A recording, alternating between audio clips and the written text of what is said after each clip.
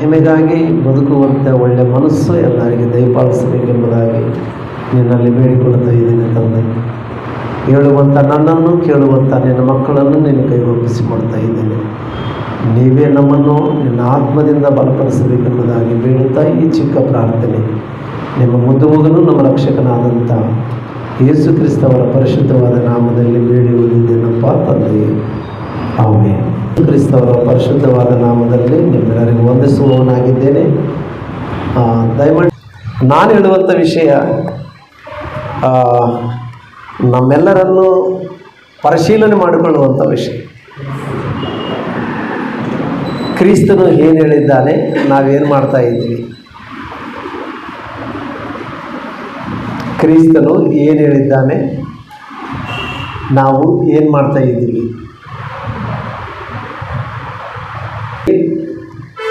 ಅನೇಕ ಕ್ರೈಸ್ತರು ಇದ್ದಾರೆ. ಎಲ್ಲರೂ ನಾವು ಕ್ರೈಸ್ತರು ಅಂತ ಹೇಳ್ಕೊಳ್ತಕ್ಕಂಥವ್ರೆ. ಇಲ್ಲಿವರೆಗೆ ನಮ್ಮ ಜ್ಞಾನರಾಜ್ ಬ್ರದರ್ ಹೇಳಿದರು, ದೇವರು ನಮ್ಮ ವಿಷಯದಲ್ಲಿ ಸಾಕ್ಷಿ ಕೊಡಬೇಕೇ ವಿನಃ ನಮ್ಮ ಸಾಕ್ಷಿ ನಾವು ಹೇಳಿಕೊಂಡ್ರೆ ಪ್ರಯೋಜನ ಏನೂ ಇಲ್ಲ. ನಾನು ಪರಿಶುದ್ಧನು, ಸತ್ಯವಂತನು, ನೀತಿವಂತನು, ನನ್ನಷ್ಟು ಒಳ್ಳೆಯವನು ಯಾರೂ ಇಲ್ಲ, ಅಲ್ಲಿ ಹೊರಗೆ ನಿಂತಿದ್ದಾನಲ್ಲ ಸುಂಕದವನಾಗೆ ನಾನು ಆ ಪಾಪಿಯಾಗಿ ನಾನಲ್ಲ ಅಂಥೇಳಿ ಪರಿಚಯ ಥರ ನಾವು ಇರಬಾರ್ದು. ನಾವು ನಿಜವಾಗಲೂ ಸುಂಕದವರಾಗಿದ್ದರೆ ಸುಂಕದವರಾಗೇ ಇರಬೇಕು, ಪಾಪಿಷ್ಟ ಆದರೆ ಪಾಪಿಸ್ತವರಾಗಿರಬೇಕು. ಅದನ್ನು ಅರ್ಥ ಮಾಡಿಕೊಳ್ಳೋಂಥ ಪ್ರಯತ್ನ ಮಾಡಬೇಕು. ಅಷ್ಟೇ ಹೊರತು ನಾವು ಜಂಬ ಕೊಚ್ಚಿಕೊಳ್ಳೋದಕ್ಕೆ ವಾಕ್ಯ ನಮಗೆ ಆಸ್ಪದ ಕೊಟ್ಟಿಲ್ಲ.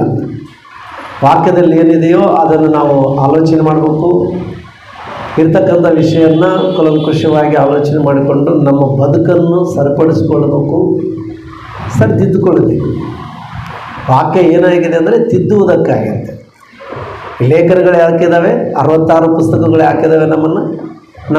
ನಮ್ಮ ಬದುಕನ್ನು ತಿದ್ದುವುದಕ್ಕಾಗಿ, ಏನಾದರೂ ತಪ್ಪು ಮಾಡಿದರೆ ಖಂಡಿಸುವುದಕ್ಕಾಗಿ ಅಥವಾ ಗದರಿಸುವುದಕ್ಕಾಗಿ, ಬುದ್ಧಿ ಹೇಳುವುದಕ್ಕಾಗಿ. ಅದಕ್ಕೆ ಯೇಸು ಸ್ವಾಮಿ ಹೇಳಿರ್ತಕ್ಕಂಥ ಬುದ್ಧಿವಾದ ಮಾತುಗಳನ್ನು ನಾವು ಕೇಳೋಣ. ಯಾಕಂದರೆ ಬುದ್ಧಿವಾದ ಮಾತುಗಳು ಇವತ್ತು ಇಲ್ಲ ಸಮಾಜದಲ್ಲಿ.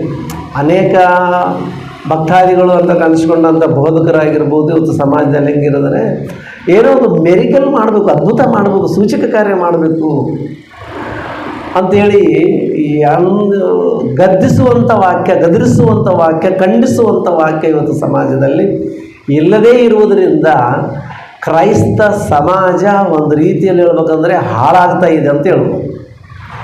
ಹಾಳಾಗ್ತಾ ಇದೆ, ನಾಶನಕ್ಕೆ ದಾರಿ ಹಿಡಿದಿದೆ.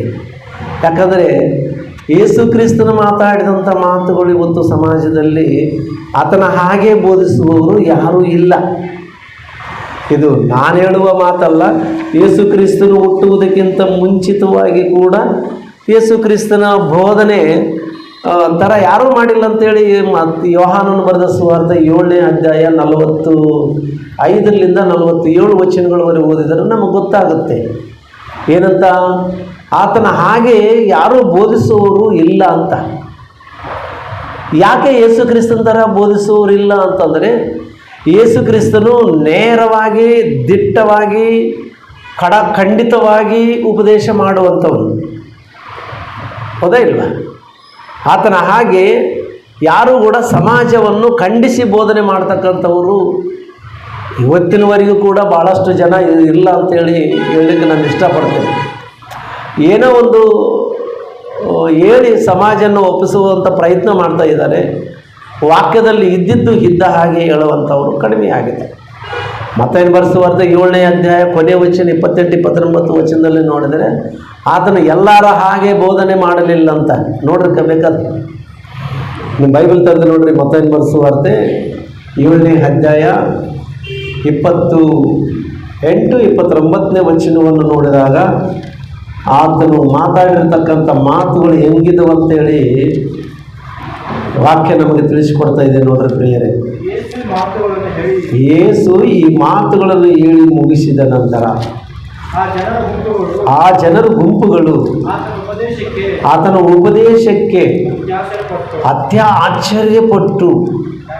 ಯಾಕಂದರೆ ಆತನು ಅವರ ಶಾಸ್ತ್ರಿಗಳಂತೆ ಉಪದೇಶ ಮಾಡದೆ ಅಧಿಕಾರವಿದ್ದವನಂತೆ ಉಪದೇಶ ಮಾಡುತ್ತಿದ್ದನು ಎಂಬುದಾಗಿ ವಾಕ್ಯ ಹೇಳಿದೆ.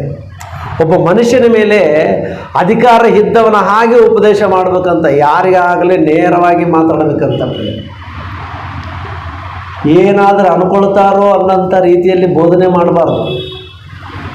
ಹೆಂಗಿರ್ಬೇಕಂತ, ಈಗ ನಾನು ರಾಜುಗೆ ಏನಾದರೂ ಹೇಳಿದ್ರೆ, ರಾಜನ ಮೇಲೆ ನನಗೇನಿದೆ, ಅಧಿಕಾರ ಇದೆ.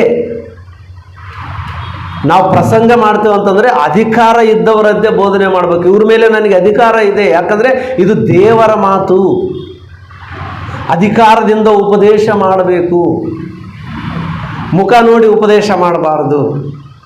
ಅದಕ್ಕೆ ಯಾವಾಗಲೂ ಯೇಸು ಕ್ರಿಸ್ತನು ಬೋಧಿಸುವಂಥ ಬೋಧನೆ ಅದ್ಭುತವಾಗಿ ಆಶ್ಚರ್ಯಕರವಾಗಿರುತ್ತದೆ. ಆವತ್ತು ಸಮಾಜದಲ್ಲಿ ಆಶ್ಚರ್ಯಪಟ್ಟರಂಥ ಪ್ರಿಯರಲ್ಲಿ ಹೇಳ್ತದ ವಾಕ್ಯ, ಆತನ ಮಾತುಗಳನ್ನು ಕೇಳಿ ಆಶ್ಚರ್ಯಪಟ್ಟರು ಅಂತ ಹೇಳ್ತದೆ. ಆಶ್ಚರ್ಯ ಎದಕ್ಕೆ ಬಂತು ಆಶ್ಚರ್ಯ? ಎಲ್ಲರ ಥರ ಮಾತಾಡ್ತಾ ಇಲ್ಲಲ್ಲ ಇವರೊಂದು ಸ್ಪೆಷಲಾಗಿ ಮಾತಾಡ್ತಾ ಇದ್ದಾರೆ. ಏನೋ ಅಷ್ಟು ಗಟ್ಟಿಯಾಗಿ ನಿರ್ದಿಷ್ಟವಾದಂಥ ಮಾತುಗಳಿಂದ ಕಡಖಂಡಿತವಾಗಿ ಉಪದೇಶ ಮಾಡ್ತಾ ಇದ್ದಾರಲ್ಲ ಇವರು. ಅಂದರೆ ಯೇಸು ಕ್ರಿಸ್ತು ಮಾತಾಡಿದ ಹಾಗೆ ಯಾರೂ ಮಾತಾಡಲಿಲ್ಲ ಅಂತಂದ್ರೆ ಅಲ್ಲಿಯವರೆಗಿರ್ತಕ್ಕಂಥ ಶಾಸ್ತ್ರಿಗಳಾಗಿರ್ಬೋದು, ಪರಿಸಯರಾಗಿರ್ಬೋದು, ಧರ್ಮೋಪದೇಶಕರಾಗಿರ್ಬೋದು, ಯೇಸು ಕ್ರಿಸ್ತನ ಥರ ಬೋಧನೆ ಮಾಡಲಿಲ್ವ ಯಾರು? ಆತನಾಗಿ ಉಪದೇಶ ಮಾಡಲಿಲ್ವ ಯಾರು? ಮಾಡಿಲ್ಲ ಅಂತ ಪ್ರಿಯರೇ. ಅವ್ರು ಹೇಳ್ತಾ ಇದ್ದಾರೆ, ಇದುವರೆಗೂ ಯಾರು ಎಲ್ಲರೂ ಹೇಳಿದಂತೆ ಇವರು ಹೇಳಲಿಲ್ಲ. ಎಲ್ಲರೂ ಹೇಳುವುದು ಬೇರೆ, ಇವರು ಹೇಳುವುದೇ ಬೇರೆ. ಅದು ಸ್ಪೆಷಲ್ ಪ್ರಾಸಂಗಿಕ. ಯಾರು? ಯೇಸು ಸ್ವಾಮಿ. ಉತ್ತಮವಾದಂಥ ಸಂದೇಶಕರು. ಅವ್ರ ಬೋಧನೆಗೆ ಆಶ್ಚರ್ಯಪಟ್ಟರು ಅವತ್ತಿನ ದಿನದಲ್ಲಿ.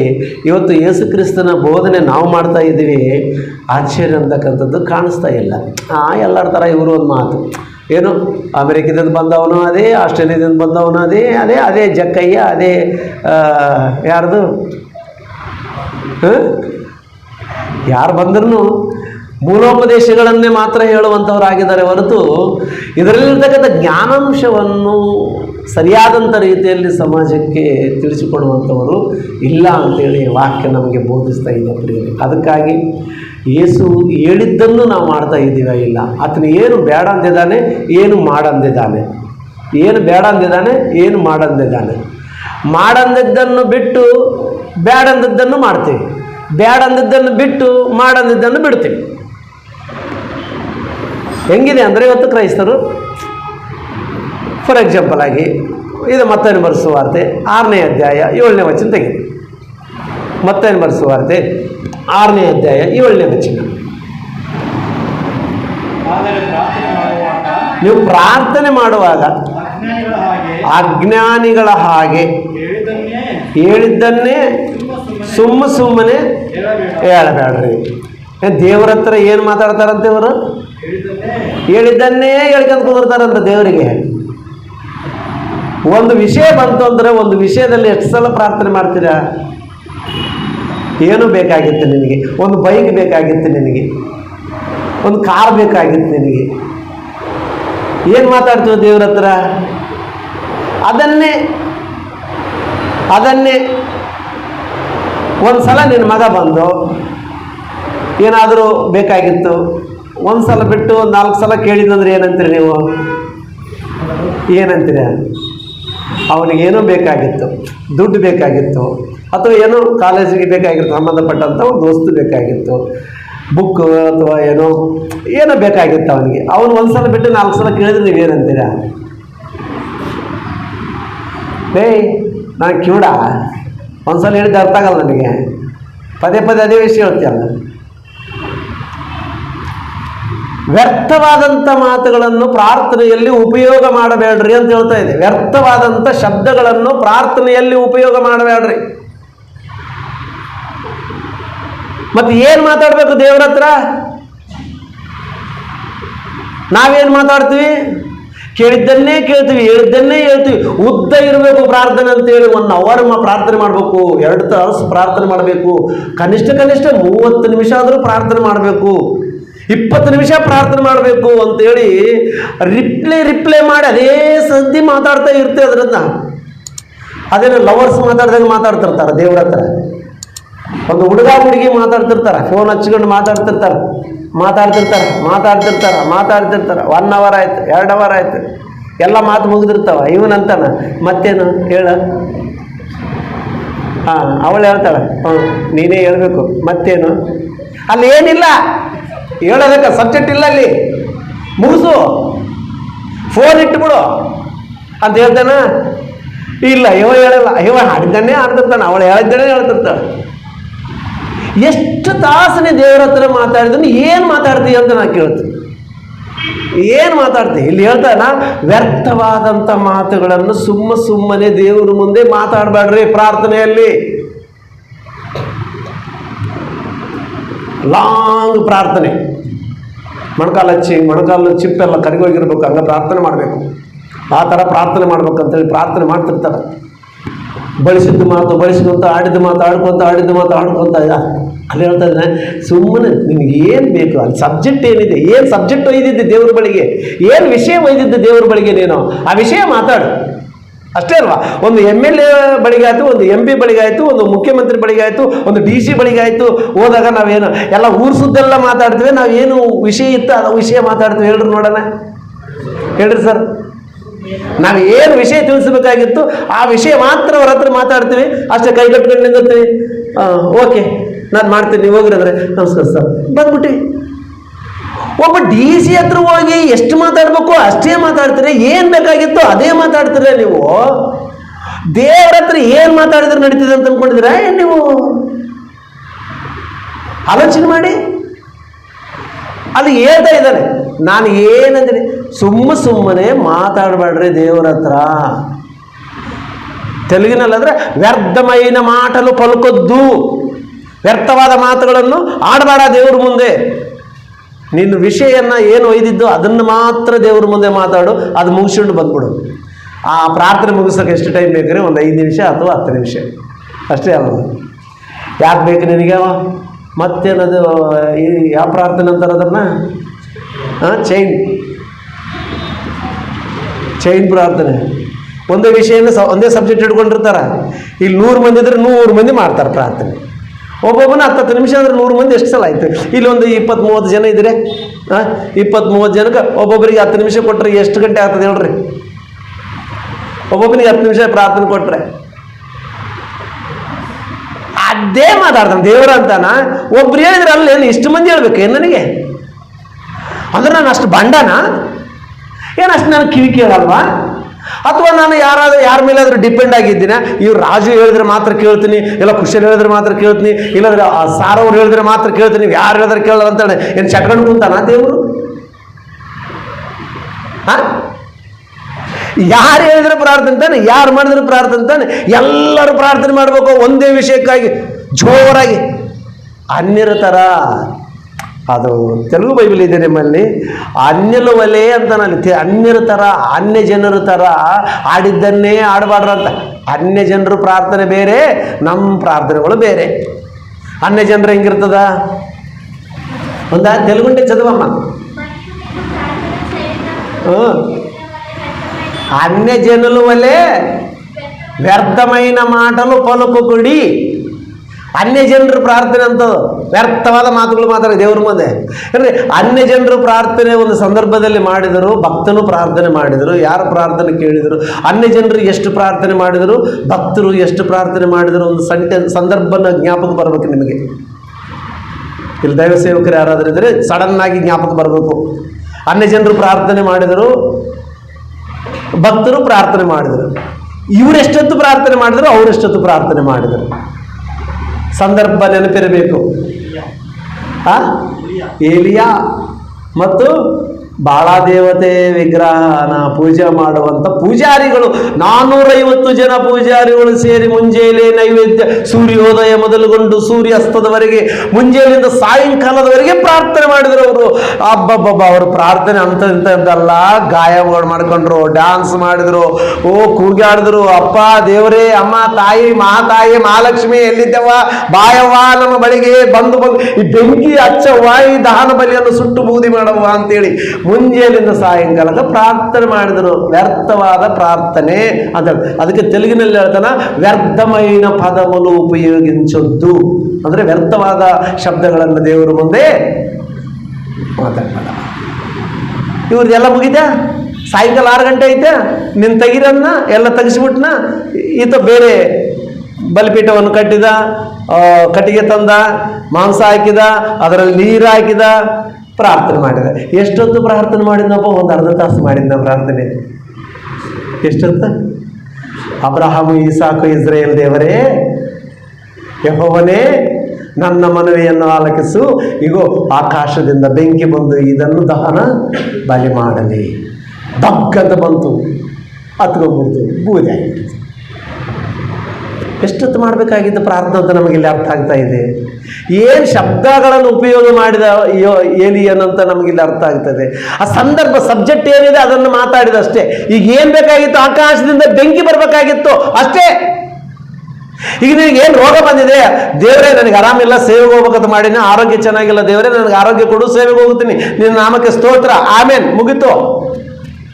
ದೇವರೇ, ಅವರಿಗೆ ರೋಗ ಗುಣಪಡಿಸಿದಿ, ಇವರಿಗೆ ರೋಗ ಗುಣಪಡಿಸಿದಿ, ನೀನು ಆದು ಅಲ್ಲಿಂಗ ಮಾಡಿದಿ, ಇಲ್ಲಿಂಗ ಮಾಡಿದಿ, ಸತ್ತವ್ರು ನೇಮಿಸಿದಿ, ಬದುಕಿದವ್ರನ್ನ ಸಾಯಿಸಿದಂತೆ ಪ್ರಾರ್ಥನೆ ಮಾಡ್ಬೇಕಾ? ಯಾಕೆ ಬೇಕಾಗಿತ್ತು ನಿನಗೆ? ಅಲ್ಲಿ ನನಗೆ ಆರೋಗ್ಯ ಇಲ್ಲ, ಸೇವೆಗೆ ಹೋಗ್ಬೇಕು, ನನಗೆ ಆರೋಗ್ಯ ಇಲ್ಲ, ಕೆಲ್ಸಕ್ಕೆ ಹೋಗ್ಬೇಕು, ನನಗೆ ಆರೋಗ್ಯ ಇಲ್ಲ, ನಾನು ನೀನು ಸೇವೆ ಮಾಡಬೇಕು ಅಂತೇಳಿ.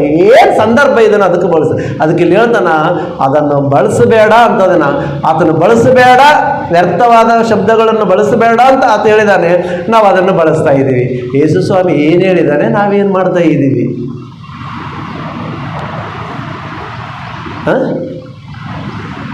ಬೇಡ ಅಂತಾನಲ್ಲ, ಬಿಟ್ಟುಬಿಡ್ಬೇಕಲ್ಲ ನಾವು. ಬಿಡಿ. ನಿನ್ನೆ ಬ್ರದರ್ ಕೇಳಿದರು, ಸಾರ್ ಎಷ್ಟೊತ್ತು ಪ್ರಾರ್ಥನೆ ಮಾಡ್ತೀರಿ, ಎಷ್ಟು ಸಲ ಪ್ರಾರ್ಥನೆ ಮಾಡ್ತೀರ ಅಂತ ಕೇಳ್ತಾ ಇದ್ದಾರೆ ಅವ್ರು ನನಗೆ. ಕೇಳಿದಲ್ಲ, ನಾ ಏನು ಹೇಳಿದೆ? ಸಂದರ್ಭಕ್ಕೆ ತಕ್ಕಂತೆ ಪ್ರಾರ್ಥನೆ ಮಾಡ್ಕೊತೀನಿ ಅಷ್ಟೇ. ಅಂದರೆ ಪಾಪ ಇವರು ಮಹಾಜ್ಞಾನಿಗಳು, ಇವರು ದೊಡ್ಡ ಪಾಸ್ಟ್ರು, ಇವರು ಎಷ್ಟು ತಾಸಾನುಗಟ್ಟಲೆ ಪ್ರಾರ್ಥನೆ ಮಾಡ್ತಾರಂತ ಅಂದ್ಕೊಂಡಿದ್ದೆ ನಮ್ಮ ರಾಜು. ಬಹಳ ಪ್ರಾರ್ಥನೆ ಮಾಡ್ತಿರ್ಬೋದು, ಅದಕ್ಕೆ ಇವ್ರಿಗೆ ಇಷ್ಟು ಜ್ಞಾನ ಬಂದಿರ್ಬೋದು. ಪ್ರಾರ್ಥನೆ ಮಾಡೋದ್ರಿಂದ ಜ್ಞಾನ ಬರೋದಿಲ್ಲ, ಬೈಬಲ್ ಓದೋದ್ರಿಂದ ಜ್ಞಾನ ಬರುತ್ತೆ. ಅದೇ ಅಲ್ವಾ? ಬೈಬಲ್ ಓದೋದ್ರಿಂದ ಜ್ಞಾನ ಬರುತ್ತೆ. ಅದಕ್ಕೆ ಯೇಸು ಸ್ವಾಮಿ ಬೇಡ ಅಂದ ಮಾತು ಬಿಡೋಣ, ಮಾಡಂದ ಮಾತು ಮಾಡಿ. ಹೌದಾ? ಮಾಡಂದಿದ್ದು ಏನೈತಿ ಒಂದು ತೋರಿಸ್ತೀನಿ, ಮಾಡು ಅಂತ ಹೇಳಿದ್ದು ಒಂದು ತೋರಿಸ್ತೀನಿ.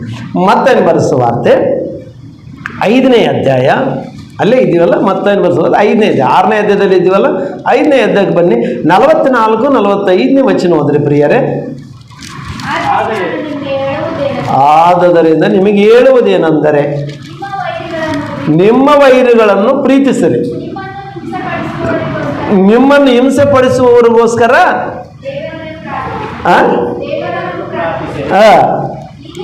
ಹೀಗೆ ಮಾಡಿದರೆ ನೀವು ಪರಲೋಕದಲ್ಲಿರುವ ನಿಮ್ಮ ತಂದೆಯ ಮಕ್ಕಳನ್ನಿಸಿಕೊಳ್ಳುವಿರಿ. ಹೌದಾ? ಯಾರ ಮಕ್ಕಳು ಅನಿಸ್ಕೊಳ್ತೀವಂತ? ದೇವರ ಮಕ್ಕಳು ಅನಿಸ್ಕೊಳ್ಬೇಕಂತ ಎಷ್ಟು ಮಂದಿಗೆ ಆಸೆ ಇದೆ? ಕೈ ಎತ್ತರು ನೋಡೋಣ. ದೇವರಿಗೆ ಮಕ್ಕಳು ಅನಿಸ್ಕೊಳ್ಬೇಕು ಅಂತ ಅನ್ಕೊಳ್ಳೋರಿಗೆ. ಈಗ ನಾವು ಏನು ಮಾಡ್ಬೇಕಂತ ಹೇಳಿದಾನೆ? ಏನು ಮಾಡ್ಬೇಕಂತ ಹೇಳಿದಾನೆ? ಶತ್ರುಗಳನ್ನು ಪ್ರೀತಿಸಿರಿ, ಅವರಿಗಾಗಿ ಪ್ರಾರ್ಥಿಸಿರಿ. ಇದು ಮಾಡ್ತಿದ್ದೀವ್ಯಾ? ಇದು ಮಾಡ್ತೀವ್ಯಾ? ಇದು ಮಾಡಲ್ಲ. 6ನೇ ಅಧ್ಯಾಯ 7ನೇ ವಚನದಲ್ಲಿ ಹೇಳಿದ್ದು ಬೇಡ ಅಂದಿದ್ದಾನೆ, ಅದು ಮಾಡ್ತೀವಿ. ಇಲ್ಲಿ ಬೇಡ ಅಂದಾನ, ಇಲ್ಲಿ ಮಾಡಂದಾನ, ಇದು ನಾವೇನು ಮಾಡ್ತಾ ಇದ್ವಿ? ಮಾಡಲ್ಲ. ನೋಡ್ರಿ ಎಷ್ಟು ವಿರೋಧವಾಗಿ ಯೇಸು ಕ್ರಿಸ್ತನಿಗೆ ನಾವು ಜೀವನ ಮಾಡ್ತಾ ಇದ್ವಿ. ಆತ ಹಂಗೇನು ಬಿಡ, ಹಂಗೆ ಹೇಳ್ತಾನ, ನಾನು ಹಂಗೆ ಮಾಡೋ ಹೆಂಗಿರ್ಬೇಕು ಹಂಗಿರ್ತೀನಿ ನಾನು ಅಷ್ಟೇ. ಯೇಸು ಸ್ವಾಮಿ ಹೇಳಿದ್ದೆಲ್ಲ ಮಾಡೋಕೆ ನನ್ನ ಕೈಲಿ ಏನಾಗತ್ತಾ? ದೇವರಿಗೆ ಮಕ್ಕಳು ಅನಿಸಿಕೊಳ್ಳಬೇಕು ಅಂತಂದರೆ, ಅನಿಸ್ಕೊಳ್ಬೇಕು ಅಂದ್ಕೊಂಡ್ರೆ ಏನು ಮಾಡ್ಬೇಕಂತ? ಶತ್ರುಗಳನ್ನು ಪ್ರೀತಿಸಿರಿ, ಅವರಿಗೋಸ್ಕರ ಪ್ರಾರ್ಥಿಸಿರಿ. ಇದು ನಮಗೆ ಲೆಕ್ಕಕ್ಕಿರಲ್ಲ ಈ ಮಾತು. ಇದು ಯಾಕೆ ಕಿವಿಗೆ ಬಂದ್ರೂ ಹೃದಯದಾಗ ಹೋಗಲ್ಲ, ಇದನ್ನ ಕಡೆ ಸೈಡ್ ಆಗ್ತದೆ. ಅದು ವಾಲಿಬಾಲ್ ಬಂದಾಗ, ಫುಟ್ಬಾಲ್ ಬಂದಾಗ ಪ್ಯಾಕ್ ಅಂತ ಹೆಂಗೆ ಗೊತ್ತೀವಿ ಅದನ್ನ ಹಿಡಿದು ಎದುರು ಹಂಗೆ ಒದ್ದು ಬಿಡ್ತೀವಿ ವಾಕ್ಯಗಳನ್ನು. ನಾವು ಹೃದಯದಲ್ಲಿ ಸೇರಿಸ್ಕೊಳ್ಳಲ್ಲ. ಅವು ಬೇಡ ಅಂದಿದ್ದಾನಲ್ಲ, ಯೇಸು ಸ್ವಾಮಿ ಏನು ಬೇಡ ಅಂದಾನ ಅದೇ ಮಾಡಬೇಕು. ಹಂಗಿದೆ ರೀ ಜನ್ರೇಷನ್. ಅವಾಗಲಿಂದ ಆದಾಮನಿಂದ ಮೊದಲುಗೊಂಡು ಇಲ್ಲಿವರೆಗೆ ಹೆಂಗೆ ಇದೆ. ಹಣ್ಣು ತಿನ್ಬೇಡಲ್ಲ, ಮಗನೇ ಅಂದ ಆದಾಮನಿಗೆ. ತಿಂದ್ರೆ ಏನಂತ ನೋಡೇ ಬಿಡ್ತಂತ, ತಿಂದೇ ಬಿಟ್ಟ, ಬೆತ್ತಲಾದ. ಅದೇ ಇಲ್ವಾ? ಅಂದರೆ ಅರ್ಥ ಏನಾಗುತ್ತೆ ನಮಗೆ, ಬೇಡ ಅಂದಿದ್ದು ಮಾಡೋದು ಮನುಷ್ಯನಿಗೆ ಒಂದು ಇದು, ಆ ದುಷ್ಟ ನಾನು ಕಲಿಸಿಕೊಟ್ಟಾನೆ, ಮತ್ತೆ ಏನು ಮಾಡೋಕ್ಕಾಗಲ್ಲ. ದುಷ್ಟನ ಸಂತಾನ ದೇವರ ಸಂತಾನ ಅಂಬೋದು ಇಲ್ಲೇ ಗೊತ್ತಾಗುತ್ತೆ ನಮಗೆ. ಅದೇ ಇಲ್ಲ ನೋಡ್ರಿ, ಎಲ್ಲೇನ ದೊಡ್ಡ ದೊಡ್ಡ ಆಫೀಸ್ಗಳು ಇರ್ತಾವಲ್ಲ, ಗೋಡೆಗೆ ಹಾಕಿರ್ತಾರೆ ಇಲ್ಲಿ ಮೂತ್ರ ವಿಸರ್ಜನೆ ಮಾಡಬಾರ್ದು ಅಂತ ಬೋರ್ಡ್ ಹಾಕಿರ್ತಾರೆ. ಏನು ಮಾಡ್ತಾರೆ ಇವರು? ಅದೇ ಅಕ್ಷರಗಳ ಮೇಲೇ ಒಯ್ತಿರ್ತಾರೆ ಇವರು. ಇಲ್ಲಿ ಮಾಡಬಾರ್ದು ಅಂತ ಏನು ಬರೆದಿರ್ತದ ಅದು ಓದ್ಕೊಂತ ಮಾಡ್ತಿರ್ತಾನೆ ಅದ್ರ ಮೇಲೆ ಅವನು. ಯೇಸು ಸ್ವಾಮಿ ಹೇಳಿದ್ದು ಕ್ರೈಸ್ತರು ಕೂಡ ಹಂಗೆ ಇದ್ದಾರೆ. ಶತ್ರುಗಳನ್ನು ಪ್ರೀತಿಸ್ರಿ, ಅವ್ರಿಗೋಸ್ಕರ ಪ್ರಾರ್ಥಿಸ್ರಿ, ಅವ್ರ ಪ್ರೀತಿ ಮಾಡ್ರಿ, ಅವ್ರಿಗೋಸ್ಕರ ಪ್ರಾರ್ಥನೆ ಮಾಡ್ರಿ, ಅವ್ರನ್ನ ಹತ್ರ ಕರ್ಕೊಳ್ರಿ, ಅವರಲ್ಲಿ ಮಿಂಗಲಾಗ್ರಿ ಅಂತೇಳಿ ವಾಕ್ಯ ಹೇಳ್ತಾ ಇದೆ. ಅದು ನಾವು ಮಾಡಲ್ಲ. ಅವರಿಗೆ ಶತ್ರುತ್ವದಿಂದ ಇರುತ್ತೆ. ಅವನು ಕಂಡ್ರೆ ನನಗೆ ಆಗಲ್ಲ, ಅವನು ಕಂಡ್ರೆ ನಾವು ಮುಖ ಸುಟ್ಟು ಬಿಡ್ತೀವಿ ನಾವು. ಅವನು ಕಂಡ್ರೆ ನಮಗೆ ಒಂಥರ ಆಗಲ್ಲ, ಎಲ್ಲ ಅದೇನು ಎರಿಟೇಟ್ ಆಗ್ತಿರ್ತದೆ. ಅವನು ಅಲ್ಲಿ ಬರ್ತಾ ಇದ್ರೆ ಇಲ್ಲಿ ಮನುಷ್ಯನಿಗೆ ಏನೋ ಅಂತದ್ದು, ಅವ್ನು ಹಂಗೆ ಬಂದರೆ ಹಿಂಗೆ ಹೋಗ್ತಿರ್ತಾನೆ. ಯಾಕೆ ದೋಸ್ತ, ಯಾಕಂದರೆ ಅವ್ನು ಬರಕಚ್ಚ ನನಗೆ ಅವ್ನು ಸಿಟ್ಟು ತಡ್ಕೊಳಕ್ಕಾಗಲ್ಲ ಅಂತಾನೆ. ಯಾಕಪ್ಪ, ನೀನು ಏನು ಭಕ್ತ, ನೀನು ಏನು ಯೇಸು ನಂಬ್ಕೊಂಡಿದ್ದಿ ತಿಳಿಬೇಕು ನಮಗೆ. ಅದಕ್ಕೆ ಹೇಳ್ತಾನ, ಯೇಸು ಸ್ವಾಮಿ ಬೇಡ ಅನ್ನೋದು ವಿಷಯನ ತೋರಿಸ್ತಾ ಇದ್ದೀನಿ, ಮಾಡ ಅನ್ನೋದು ತೋರಿಸ್ತಾ ಇದ್ದೀನಿ. ನಾವು ಎರಡರಲ್ಲಿ ಯಾವುದನ್ನು ನೆರವೇರಿಸ್ತಾ ಇದ್ದೀವೋ ನಮ್ಮನ್ನು ನಾವು ಆಲೋಚನೆ ಮಾಡ್ಕೊಳ್ಬೇಕು. ನಿಮ್ಮನ್ನು ನೀವು ಆಲೋಚನೆ ಮಾಡ್ಕೊಳ್ಳಿ. ಈ 5ನೇ ಅಧ್ಯಾಯ 44ನೇ ವಚನ ನೆರವೇರಿಸ್ತಾ ಇದ್ದೀನಾ, ಅಥವಾ 6ನೇ ಅಧ್ಯಾಯ 7ನೇ ವಚನ ನೆರವೇರಿಸ್ತಾ ಇದ್ದೀನಾ ನಾನು? ಹೌದಾ? ಓಕೆ, ಇದೇ 5ನೇ ಅಧ್ಯಾಯ 34ನೇ ವಚನ. ಅಂದರೆ ಇದೇ 5ನೇ ಅಧ್ಯಾಯ 34ನೇ ವಚನ. ಆದರೆ ನಾನು ನಿಮಗೆ ಹೇಳುವುದೇನೆಂದರೆ, ಆಣೆ ಇಡಬೇಡ, ಆಕಾಶದ ಮೇಲೆ ಆಣೆ ಇಡಬೇಡ, ಭೂಮಿ ಮೇಲೆ ಆಣೆ ಇಡಬೇಡ, ಸಿಂಹಾಸನದ ಮೇಲೆ ಆಣೆ ಇಡಬೇಡ, ನಿನ್ನ ಊರ ಮೇಲೆ ಆಣೆ ಇಡಬೇಡ. ಆಣೆ ಇಡಬೇಡ ಅಂದನಲ್ಲ, ಆಣೆ ಮಾಡೋರು ಎಷ್ಟು ಬಂದ, ಪ್ರಾಮಿಸ್ ಅಂತ ಹೇಳೋರು ಎಷ್ಟು ಬಂದಿದ್ರು ಹೇಳೋಣ? ಪ್ರಾಮಿಸ್ ಬರೋದು, promise, mother promise, father promise, ಕೊನೆಗೂ ಗಾಡ್ ಪ್ರಾಮಿಸ್. ಹೇಳ್ತೀರಾ ಇಲ್ಲ? ಹೇಳ್ತೀರಾ? ಹೇಳ್ತಿರಲ್ಲ. ನಾವೇನಾದರೂ ಮಾಡಿದ್ರು ನಿಜ ಹೇಳೋದು. ಈ ಜನರು ಹಂಗೆ ಇದ್ದಾರೆ. ಅವನು ಏನಾದರೂ ಪ್ರಾಮಿಸ್ ಮಾಡಿದ್ರೆ ಬಿಡ್ತಾರೆ ಇವ್ರನ್ನು. ಇವರು ಸುಮ್ಮನೆ ಬಿಡಲ್ಲ. ಇವರು ಅದೇ, ಇಲ್ಲ ಬ್ರದರ್ ನಾನು ಮಾಡಿಲ್ಲ ಬ್ರದರ್, ಪ್ರಾಮಿಸ್ ಆಗಿ ಹೇಳು, ನಿಮ್ಮಪ್ಪನ ಮೇಲೆ ಆಣೆ ಮಾಡ್ಯಾಳ, ನಿಜ ಹೇಳ, ನಿಮ್ಮಮ್ಮನ ಮೇಲೆ ಆಣೆ ಮಾಡ್ಯಾಳ, ನಿಜ ಹೇಳ, ದೇವ್ರ ಮೇಲೆ ಆಣೆ ಮಾಡ್ಯಾಳ. ಇವ್ರದ್ದು ಅವನು ಏನು ಮಾಡಿಬಿಡ್ತಾನೆ, ಇವ್ರನ್ನ ಒಪ್ಪಿಸೋದಕ್ಕೆ ಯಾರ ಮೇಲೆ ಒಬ್ಬರ ಮೇಲೆ ಆಣೆ ಮಾಡಿಬಿಡ್ತಾನೆ. ಆದರೆ ಇಲ್ಲಿ ಏನಾಗ್ಬಿಡ್ತು, ಯೇಸು ಸ್ವಾಮಿ ಮಾತು ಫೇಲ್. ಆತ ಬೇಡ ಅಂದನ, ಸೈತಾನ ಯಾರ ಮುಖಾಂತರ ಆಣೆ ಮಾಡಿಸೇ ಬಿಡ್ತದೆ ನಿನ್ನ ಮೇಲೆ. ಆಣೆ ಮಾಡಬೇಡ ಅಂತ ಯೇಸು ಸ್ವಾಮಿ ಹೇಳಿದ್ದಾನಲ್ಲ, ಈ ಸೈತಾನ ಹೆಂಗೆ ಬಿಡ್ತಾನ, ಹೆಂಗಾದ್ರೆ ಮಾಡಿ ರಾಜನು ಕೂಡ ಪ್ರಾಮಿಸ್ ಮಾಡಿಸ್ಬೇಕು. ಕುಶಲ್ ಬಿಡಲ್ಲ. ನಿಜ ಹೇಳ, ನಿಜ ಹೇಳ, ನಿಜ ಅಪ್ಪ, ನಿಜ ಹೇಳ, ನಿಜ ಹೇಳ್ತಾ ಇದ್ದೀನಿ, ನಿಜ ಪ್ರಾಮಿಸ್ ಆಗಿ ಹೇಳು.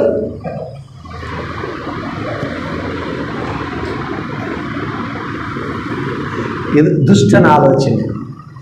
ಯೇಸು ಸ್ವಾಮಿ ಬೇಡ ಅಂದಾನ, ನೀನು ಕೂಡ ಮಾಡಿಸ್ಬೇಕಂತ ಒಂದು ಛಲ ಹಿಡಿದಿದೆ ಅದಕ್ಕೆ. ಅದೇ ಬೇಡ ಅಂತ ಹೇಳ್ತಾ ಇದ್ದಾನೆ ಯೇಸು ಸ್ವಾಮಿ, ಅದು ಮಾಡಬೇಡ್ರಿ, ಆಣೆ ಇಡಬೇಡ್ರಿ. ಮತ್ತು ನಾನು ಮಾಡಿಲ್ಲ ಅಂತೇಳಿ ಹೆಂಗೆ ಒಪ್ಪಿಸ್ಬೇಕು ಇವರಿಗೆ ಅಂತ ಹೇಳ್ತಾನ. ಆ ತೆಳಗೊಚ್ಚಿರು ಹೋದ್ರಿ, ನಾನು ಮಾಡಿಲ್ಲ ಅಂತ ಹೆಂಗೆ ಒಪ್ಪಿಸ್ಬೇಕು ಇವರಿಗೆ?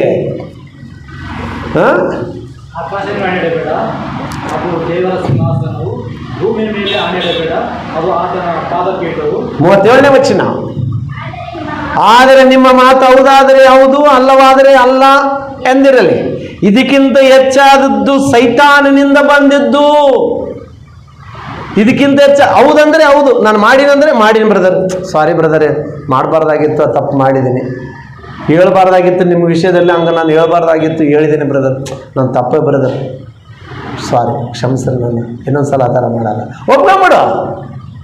ಇಲ್ಲ ಮಾಡಿಲ್ಲ, ಇಲ್ಲ ಬ್ರದರ್, ನೀನು ಎಷ್ಟು 100 ಹೇಳಿದ್ರು ನಾನು ಮಾತ್ರ ಹೇಳಿಲ್ಲ, ನಾನು ಮಾತ್ರ ಮಾಡಿಲ್ಲ, ಯಾಕಂದರೆ ನಾನು ಮಾಡಿಲ್ಲ. ಹೌದಂದರೆ ಹೌದನೇ ಇರು, ಅಲ್ಲಂದರೆ ಅಲ್ಲಂತನೇ ಇರಲಿ ಅಷ್ಟೇ ಹೊರತು ಇಲ್ಲಿ ಪ್ರಾಮಿಸ್ಗಳು ಮಾತ್ರ ಮಾಡಬೇಡ್ರಿ ಅಂತ ಕಡಾಖಂಡಿತವಾಗಿ ಯೇಸು ಸ್ವಾಮಿ ಹೇಳ್ತಾ ಇದ್ದಾನೆ. ನೀನು ಯಾವುದ್ರ ಮೇಲೆ ಆಣೆನೂ ಮಾಡಬೇಡ. ನೀನು ಏನೋ ಭೂಮಿ ಮೇಲೆ ಭೂತಾಯಾಣೆ, ಅಮ್ಮನ ತಾಯಾಣೆ, ಆ ತಾಯಾಣೆ, ಈ ತಾಯಾಣೆ, ತಾಯಾಣೆ ಬೇಡ, ಆಣೆಗಳು ಬೇಡ ಅಂತ ಹೇಳ್ತಾ ಇದ್ದಾನೆ. ಆಣೆ ಮಾಡಿದರೆ ನಿನಗೆ ಹಾನಿ ಇದೆ, ಅದು ಮರಿಬೇಡ ಅಂತ ಹೇಳ್ತಾ ಇದೆ ವಾಕ್ಯ. ಆದರೆ ಇವತ್ತು ಸಮಾಜದಲ್ಲಿ ಏನು ಮಾಡ್ತಾ ಇದ್ದಾನೆ, ಸೈತಾನ ಏನು ಮಾಡ್ತಾ ಇದ್ದಾನಂತ ಆಣೆ ಮಾಡಿಸ್ತಾನೆ. ಅದಕ್ಕೆ ಇಲ್ಲಿ ಹೇಳ್ತದ, ಹೌದಂದರೆ ಹೌದಾಗಿರಲಿ, ಅಲ್ಲಂದರೆ ಅಲ್ಲಂತಿರಲಿ. ಅದಕ್ಕಿಂತ ಹೆಚ್ಚಾದದ್ದು ಯಾರಿಂದ ಬಂದಿದ್ದು ಮಾತು ಅಂತಂದರೆ ಅದು ಸೈತಾನನಿಂದ ಬಂದಿರತಕ್ಕಂಥ ಮಾತು. ಹೌದಾ? ಇದನ್ನು ದೃಷ್ಟಿಯಲ್ಲಿ ಇಟ್ಕೊಂಡು ಯೇಸು ಸ್ವಾಮಿ ಮಾಡಬೇಡ ಅಂದ್ರೂ ನಾವು ಮಾಡ್ತಾ ಇದ್ದೀವಿ ಅಂದರೆ ಈಗ ನಾವು ಯಾರ ಕಡೆಯವರು ಅಂತಕ್ಕಂಥದ್ದನ್ನು ನಾವು ಆಲೋಚನೆ ಮಾಡಿಕೊಂಡು ಮುಂದೆ ಹೆಜ್ಜೆ ಹಾಕ್ಬೇಕಂತೇಳಿ ನಿಮ್ಮಲ್ಲಿ ನಾನು ವಿನಂತಿಸಿಕೊಳ್ತಾ ಇದ್ದೀನಿ ಪ್ರಿಯರೇ. ಇನ್ನೊಂದು ವಿಷಯ ಇದೆ, 6ನೇ ಅಧ್ಯಾಯ 5ನೇ ವಚನವನ್ನು ಓದಿಕೊಳ್ಳೋಣ. ಮತ್ತೆ ಪ್ರಾರ್ಥನೆಗೆ ಬಂದಿವೆ. 5ನೇ ವಚನ, ಪ್ರಾರ್ಥನೆ ಮಾಡುವಾಗ ಕಪಟಿಗಳ ಹಾಗೆ ಪ್ರಾರ್ಥನೆ ಮಾಡಬೇಡ್ರಿ.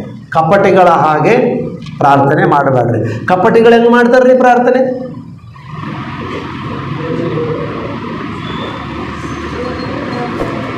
ನೀವು ಪ್ರಾರ್ಥನೆ ಮಾಡುವಾಗ ಕಪಟಿಗಳಾಗೆ ಮಾಡಬೇಡ್ರಿ. ಮೊದಲು ಹೇಳಿದ್ರೆ ಪ್ರಾರ್ಥನೆ ಮಾಡುವಾಗ ನೀನು ವ್ಯರ್ಥವಾದ ಮಾತುಗಳನ್ನು ಮಾತಾಡಬೇಡ ಅಂತ ಅಂದ. ಈಗ ಪ್ರಾರ್ಥನೆಯಲ್ಲಿ ಕೂಡ ಕಪಟಿತನ ಇರ್ತದ? ಪ್ರಾರ್ಥನೆಯಲ್ಲಿ ಕೂಡ ಕಪಟಿತನ ಇರ್ತದೆ. ಯೇಸು ಸ್ವಾಮಿ ಎಲ್ಲರ ಹೃದಯ ಬಲ್ಲವನಾಗಿದ್ದಾನೆ. ಅವತ್ತು ಪರಿಶಾಯರು ಶಾಸ್ತ್ರಿಗಳು ಹೆಂಗೆ ಪ್ರಾರ್ಥನೆ ಮಾಡ್ತಿದ್ದಾರಂತ ಅದು ಗೊತ್ತು. ಅದರ ಸಲುವಾಗಿ ಇವೆಲ್ಲ ವಿಷಯ ತಿಳಿಸ್ತಾ ಇದ್ದಾನೆ ಏನ್ರಿ. ಅಂಥವ್ರು ಇದ್ದಾರೆ, ಕಪಟಿತನದಿಂದ ಪ್ರಾರ್ಥನೆ ಮಾಡೋರು ಇದ್ದಾರೆ. ಹೆಂಗ ಕಪಟಿತನ ಅಂದ್ರೆ ಏನು ಹೇಳು? ಕಪಟಿತನ ಅಂದ್ರೆ ಏನು? ಈ ತೆಲುಗಿನಲ್ಲಿ ಹೇಳ್ತದೆ ವೇಷಧಾರಿ ಅಂತ ಹೇಳ್ತದೆ.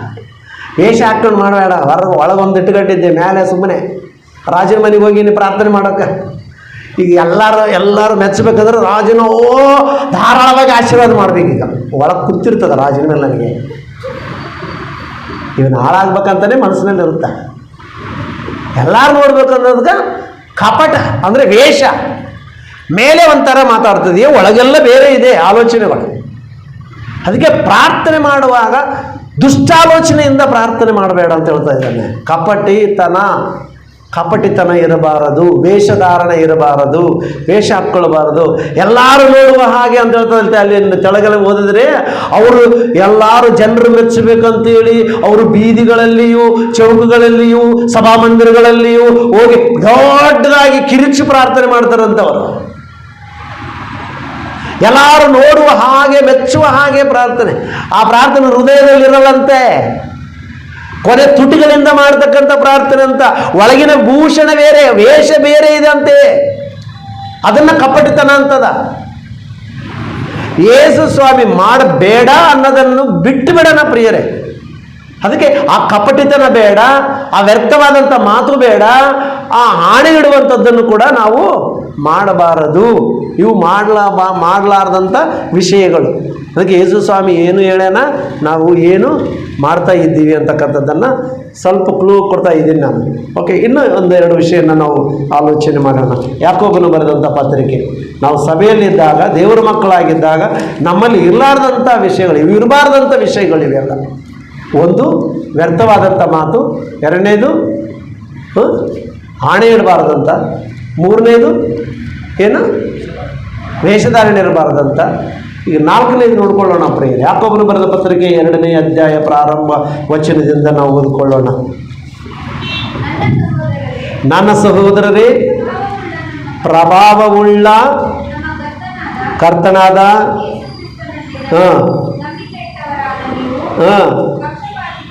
ಪಕ್ಷಪಾತಿಗಳಾಗಿರಬಾರದು. ನನ್ನ ಸಹೋದರರೇ, ಪ್ರಭಾವವುಳ್ಳ ನಮ್ಮ ಕರ್ತನಾದ ಯೇಸು ಕ್ರಿಸ್ತನಲ್ಲಿ ನಂಬಿಕೆ ಇಟ್ಟವರಾದ ನೀವು ಅಂತ ಹೇಳ್ತಾ ಇದ್ದಾನೆ. ಏನಿರಬಾರ್ದಂತ? ಪಕ್ಷಪಾತ ಗುಣ ಇರಬಾರ್ದು ಅಂತ. ಪಕ್ಷಪಾತ ಅಂದ್ರೆ ಏನು? ಪಕ್ಷಪಾತ ಅಂದ್ರೆ ಏನು?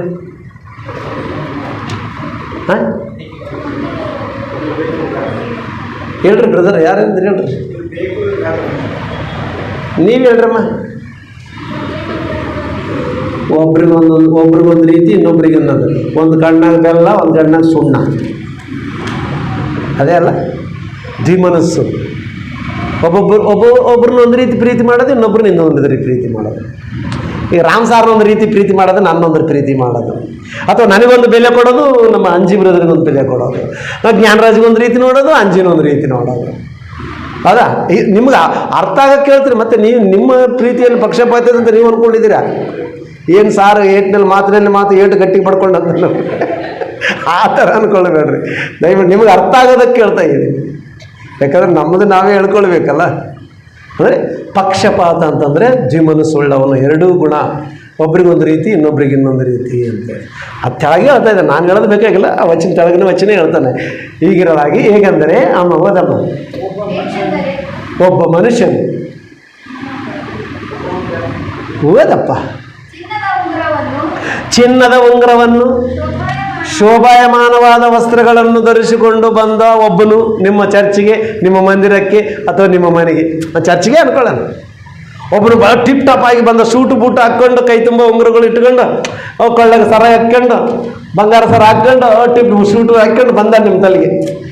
ಯಾರೋ ಒಬ್ಬ ಮೇಲಧಿಕಾರಿ ಅಧಿಕಾರ ಆಗಿರ್ಬೋದು, ಅಥವಾ ಗಣ್ಯ ವ್ಯಕ್ತಿ ಆಗಿರ್ಬೋದು, ಅಥವಾ ರಾಜಕೀಯ ನಾಯಕ ಆಗಿರ್ಬೋದು, ಯಾರಾದರೂ ಒಬ್ಬ ನೀಟಾಗಿ ಒಬ್ಬ ವ್ಯಕ್ತಿ ಬಂದ ನಿಮ್ಮ ಸಭೆಗೆ.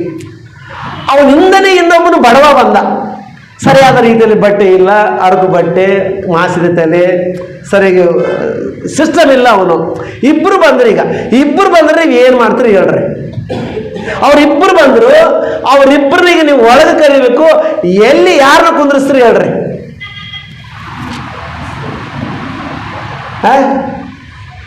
ಶೋಭಾಮಯವಾದ ವಸ್ತ್ರಗಳನ್ನು ಧರಿಸಿಕೊಂಡು ಬಂಗಾರ ಉಂಗುರಗಳನ್ನು ಇಟ್ಟುಕೊಂಡವನಿಗೆ, ಸಾರ್ ಬನ್ನಿ ಸಾರ್ ಇಲ್ಲಿ ಕೂತ್ಕೊಳ್ರಿ ಬಸ್. ಈಗ ನಮ್ಮ ಮಧ್ಯದಲ್ಲಿ ಇಂತಿಂಥ ಒಂದು ಅಧಿಕಾರಿಗಳು ಬಂದಿದ್ದಾರೆ, ಅವರನ್ನು ನಾವು ಸ್ವಾಗತಿಸ್ತಾ ಇದ್ದೀವಿ, ಇಲ್ಲಿ ಬಂದು ತಮಗೆ ಹಾಕಿರ್ತಕ್ಕಂಥ ಸಿಂಹಾಸನದ ಮೇಲೆ ಆಸನ ರೂಢರಾಗಬೇಕಂತೇಳಿ ಕೇಳ್ತಾ ಇದ್ದೀವಿ. ಚಪ್ಪಲ್ ತಟ್ರಿ. ಆಯ್ತು. ಇನ್ನೊಬ್ಬನಿದಾನೆ ಅಲ್ಲಿ. ಅವನ ಅಲ್ಲೇ ಕೂತ್ಕಪ್ಪ. ತಮ್ಮ ಅಲ್ಲಿ ಕೂತು, ಅಲ್ಲಿ ಚಾಪೆ ಮೇಲೆ ಕೂತ್ಕ, ಅಲ್ಲಿ ಸೇರಿದ ಅಲ್ಲಿ ಕೂತು. ಇದನ್ನಂತರ ಪಕ್ಷಪಾತ ಗುಣ. ಅಲ್ಲಿ ಎಷ್ಟು ಸ್ಪಷ್ಟವಾಗಿ ಹೇಳಿದೆ ನೋಡ್ರಿ. ಇದು ನಿಮ್ಮಲ್ಲಿ ಇರಬಾರ್ದಂತ ಮೊದಲನೇ ವಚನದಲ್ಲಿ ನೋಡಿದ್ವಿ ನೋಡ್ರಿ. ಮತ್ತೊಂದು ಸಲ ಓದ್ರಿ, ಮೊದಲನೇ ವಚನ ಮತ್ತೊಂದು ಸಲ ಓದ್ರಿ. ನನ್ನ ಸಹೋದರರೇ, ಪ್ರಭಾವವುಳ್ಳ ನಮ್ಮ ಕರ್ತನಾದ ಯೇಸು ಕ್ರಿಸ್ತನಲ್ಲಿ ನಂಬಿಕೆ ಇಟ್ಟವರಾದ ನೀವು ಪಕ್ಷಪಾತಿಗಳಾಗಿರಬಾರದು. ಈ ಗುಣ ನಿಮ್ಮಲ್ಲಿ ಇರಬಾರದು. ಯಾರೇ ಆಗಲಿ ಸಮಾನತ್ವದಿಂದ ಪ್ರೀತಿ ಮಾಡೋದು ಕಲಿರಿ. ಅವನು ಬಡವ, ಇವನು ಶ್ರೀಮಂತ, ಅವನು ಗಣ್ಯನು, ಅವನ ಅಧಿಕಾರಿ, ಇವನು ಏನಿಲ್ಲದವನು ಭಿಕಾರಿ ಅನ್ನಂಥ ಭಾವನೆ ಕ್ರೈಸ್ತರಲ್ಲಿ ಇರಬಾರ್ದು. ಯಾರಲ್ಲಿದ್ದರೆ ಇರಲಿ, ಕ್ರೈಸ್ತರಲ್ಲಿ ಆ ಭಾವನೆ ಇರಬಾರ್ದು. ಆ ಭಾವನೆಗಳು ಇರುವುದರಿಂದ ಒಬ್ಬ ದೊಡ್ಡ ವ್ಯಕ್ತಿಯನ್ನು ಕಳ್ಕೊಂಡಿತ್ತು ನಮ್ಮ ಕ್ರೈಸ್ತ ಸಮಾಜ. ಒಬ್ಬ ದೊಡ್ಡ ವ್ಯಕ್ತಿಯನ್ನು ಕಳ್ಕೊಂಡ್ಬಿಟ್ರು. ಎಂಥ ವ್ಯಕ್ತಿ ಅಂದರೆ ಅಂಬೇಡ್ಕರ್ನ ಕಳ್ಕೊಂಡ್ಬಿಡ್ತು ನಮ್ಮ ಕ್ರೈಸ್ತರು. ನಿಜವಾಗ್ಲೂ ಅಂಬೇಡ್ಕರ್ ಅವರು ಕ್ರೈಸ್ತ ಧರ್ಮವನ್ನು ಸ್ವೀಕಾರ ಮಾಡಿಕೊಳ್ಳಬೇಕಂತ ಆಶಿತ್ತವರಿಗೆ, ದೀಕ್ಷಾ ಸ್ನಾನ ತಗೊಳ್ಬೇಕಂತ ರೆಡಿಯಾಗಿದ್ದ ದೀಕ್ಷಾ ಸ್ನಾನ ತಗೊಳ್ಬೇಕು, ನಾನು ಕ್ರಿಸ್ತನ ಧರ್ಮದಲ್ಲಿ ಇರಬೇಕು. ಯಾಕಂದರೆ ಪಕ್ಷಪಾತ ಇಲ್ಲದ ಗುಣ ಧರ್ಮ ಯಾವುದಂದರೆ, ಮನುಷ್ಯರನ್ನ ಸಮಾನವಾಗಿ ಪ್ರೀತಿ ಮಾಡುವಂಥ ಧರ್ಮ ಯಾವುದಂದರೆ ಕ್ರಿಶ್ಚಿಯನ್. ಅದರಲ್ಲಿ ಕುಲಮತಗಳು ಭೇದ ಇಲ್ಲ, ಜಾತಿ ಭೇದ ಇಲ್ಲ, ವರ್ಗ ಭೇದ ಇಲ್ಲ, ಎಲ್ಲರೂ ಸಮಾನತ್ವದಲ್ಲಿರ್ತಾರನ್ನಂಥ ಭಾವನೆ ಯಾರಲ್ಲಿತ್ತು? ಅಂಬೇಡ್ಕರ್ ಅವರಲ್ಲಿತ್ತು. ಅದಕ್ಕಾಗಿ ಅಂಬೇಡ್ಕರ್ ಯೇಸು ಕ್ರಿಸ್ತನನ್ನು ಸ್ವೀಕಾರ ಮಾಡಿಕೊಳ್ಬೇಕನ್ನಷ್ಟರಲ್ಲೇ ನಮ್ಮ ಕೇರಳ ಮತ್ತು ಇದು ತಮಿಳುನಾಡು ಪರಿಸರ ಪ್ರಾಂತದಲ್ಲಿರ್ತಕ್ಕಂಥ ದಲಿತ ಕ್ರೈಸ್ತರನ್ನು ವಿಚಾರ ಮಾಡಿದಂತ. ನೀವು ಅದರಲ್ಲಿ ಹೋಗಿದ್ದೀರಲ್ಲ, ಕ್ರಿಶ್ಚಿಯನ್ ಅದರಲ್ಲಿ ಸೇರ್ಕೊಂಡಿದ್ದೀರಲ್ಲ, ಬ್ರಾಹ್ಮಣರು ಇದಾರಲ್ಲ, ಅದರಲ್ಲಿ ದೊಡ್ಡ ಕುಲದವ್ರೂ ಅದರಲ್ಲಿ ಇದ್ದಾರಲ್ಲ, ಹೆಂಗಿದೆ ಅಲ್ಲಿ ಸಮಾನತ್ವ ಇದೆನಾ? ಇಲ್ಲಿನೂ ಈ ಹಿಂದೂಗಳು ಮಾಡ್ತಾರಲ್ಲ, ಇನ್ನೇನು ಆ ಜಾತಿಯವನು, ಈ ಮತದವನು, ಈ ಕುಲದವನು, ಶುದ್ರವರು, ನೀವು ಶೌರ್ಯರದ್ದು ಏನೋ ಇದೆಲ್ಲ, ಆ ಥರ ಏನಾದರೂ ನೋಡ್ತಾರ ಏನೋ? ಅಲ್ಲಿ ಹೊಂದಾಣಿಕೆ ಏನಾದರೂ ಇದೆಯಾ ಅಂತಂದರೆ ಅವ್ರು ಹೇಳಿದ್ರಂತ, ಬ್ರದರ್ ಇಲ್ಲಿನೂ ಹೊಂದಾಣಿಕೆ ಇಲ್ಲ, ಇಲ್ಲೂ ಮೇಲ್ಜಾತಿ ಕೀಳು ಜಾತಿ ಅನ್ನೋಂಥ ಭಾವನೆಗಳು ಇದ್ದಾವೆ ಇನ್ನೂ ಅಂದಾಗ ಅವರಿಗೆ ಬೇಸರ ಆಯ್ತಂತಪ್ಪ. ನಾನು ತಪ್ಪು ಹೆಜ್ಜೆ ಆಗ್ತಿದ್ನೇನೋ ಇದರಲ್ಲಿ ಸೇರಿಕೊಂಡಿದ್ದರೆ ಅಂಥೇಳಿ ಅವರು ಬೌದ್ಧ ಮತವನ್ನು ಸ್ವೀಕಾರ ಮಾಡಿಕೊಂಡರು. ಬೌದ್ಧ ಮತ ಸ್ವೀಕಾರ ಮಾಡಿಕೊಳ್ಳುವುದಕ್ಕೆ ಕಾರಣ ನಮ್ಮ ಕ್ರೈಸ್ತರು. ಯಾಕೆ? ಭಿನ್ನತ್ವ ತೋರಿಸಿದರು, ಪಕ್ಷಪಾತಿ ಗುಣ ತೋರಿಸಿದರು, ಅಲ್ಲಿ ಕೂಡ ಜಾತಿ ಭೇದವನ್ನು ತೋರಿಸಿದರು. ನಾವು ಬ್ರಾಹ್ಮಣರು, ನಾವು ಲಿಂಗಾಯತರು, ನಾವು ಗೌಡರು, ನೀವು ಮಾದರು, ನೀವು ಬ್ಯಾಗರು, ನೀವು ಸಣ್ಣ ಜಾತಿ ಜನಾಂಗದವರು ಅಂತೇಳಿ ಭಿನ್ನ ಅಭಿಪ್ರಾಯಗಳಿಂದ ಜೀವನ ಮಾಡುವುದನ್ನು ನೋಡಿದ ಪ್ರಿಯರೇ.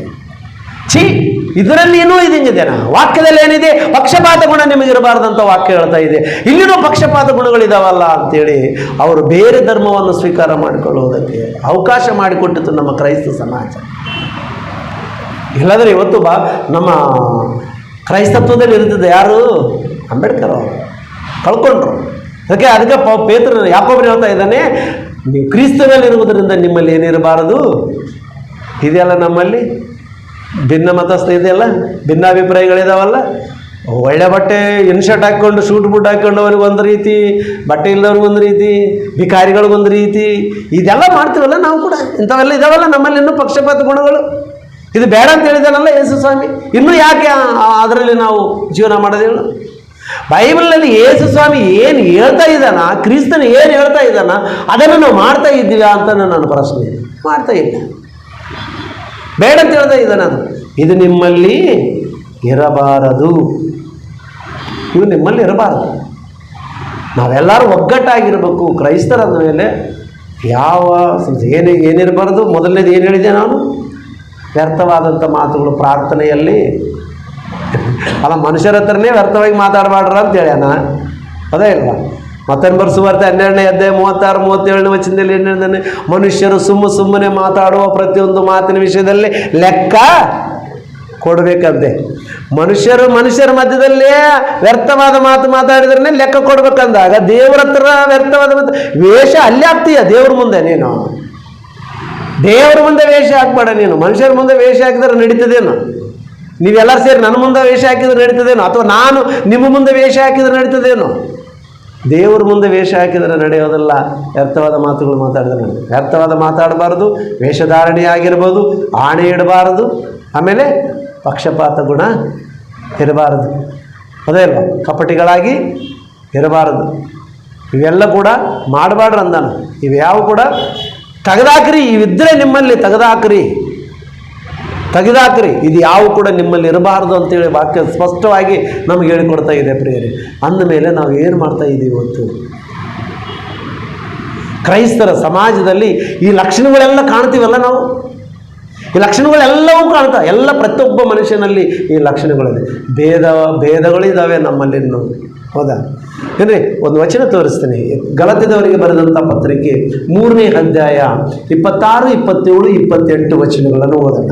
ಗಲಾತ್ಯದವರಿಗೆ ಬರೆದಂಥ ಪತ್ರಿಕೆ 3ನೇ ಅಧ್ಯಾಯ 26, 27, 28. ನಾವು ಕ್ರಿಸ್ತೇಸುವಿನಲ್ಲಿ ನಾವು ದೇವರಿಗೆ ಮಕ್ಕಳಾಗಿದ್ದೇವೆ ಅಂತ ಹೇಳ್ತಾನ. ಹಾಂ ಹಾಂ ಹಾಂ ಹೇಗೆಂದರೆ ಕ್ರಿಸ್ತನಲ್ಲಿ ಸೇರುವವರೆಗೆ ದೀಕ್ಷಾ ಸ್ನಾನ ಮಾಡಿಸಿಕೊಂಡಿರುವುದರಿಂದ ನೀವೆಲ್ಲರೂ ಕ್ರಿಸ್ತನನ್ನು ಯಾರನ್ನು ಧರಿಸ್ಕೊಂಡಿವ್ರಿ? ಯಾರನ್ನು ಧರಿಸ್ಕೊಂಡ್ರಿ ಹೇಳ್ರಿ? ಮೆಗಾಸ್ಟಾರ್ ಚಿರಂಜೀವಿ ಧರಿಸ್ಕೊಂಡ್ರಿ ಏನು? ಇಲ್ಲ. ಯಾರನ್ನು ಧರಿಸಿಕೊಂಡಿವಂತ? ದೀಕ್ಷಾ ಸ್ನಾನ ತಗೊಂಡವರೆಲ್ಲರೂ ಕೂಡ ಯಾರನ್ನು ಧರಿಸ್ಕೊಂಡ್ರಂತ?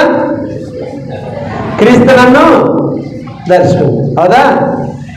ಯಾವ ಜಾತಿಯವರು ಸೇರ್ತಾನ? ಎಲ್ಲ ಜಾತಿಯವರು ಕ್ರಿಸ್ತನನ್ನು ಧರಿಸ್ಕೊಂಡ್ರು. ದೀಕ್ಷಾ ಸ್ನಾನ ಯಾರ್ಯಾರು ತಗೊಂಡ್ರು ಅವರೆಲ್ಲರೂ ಕೂಡ ಕ್ರಿಸ್ತನನ್ನು ಧರಿಸ್ಕೊಂಡಾರ. ಓಕೆನಾ? ತೆಳಬಚ್ಚು.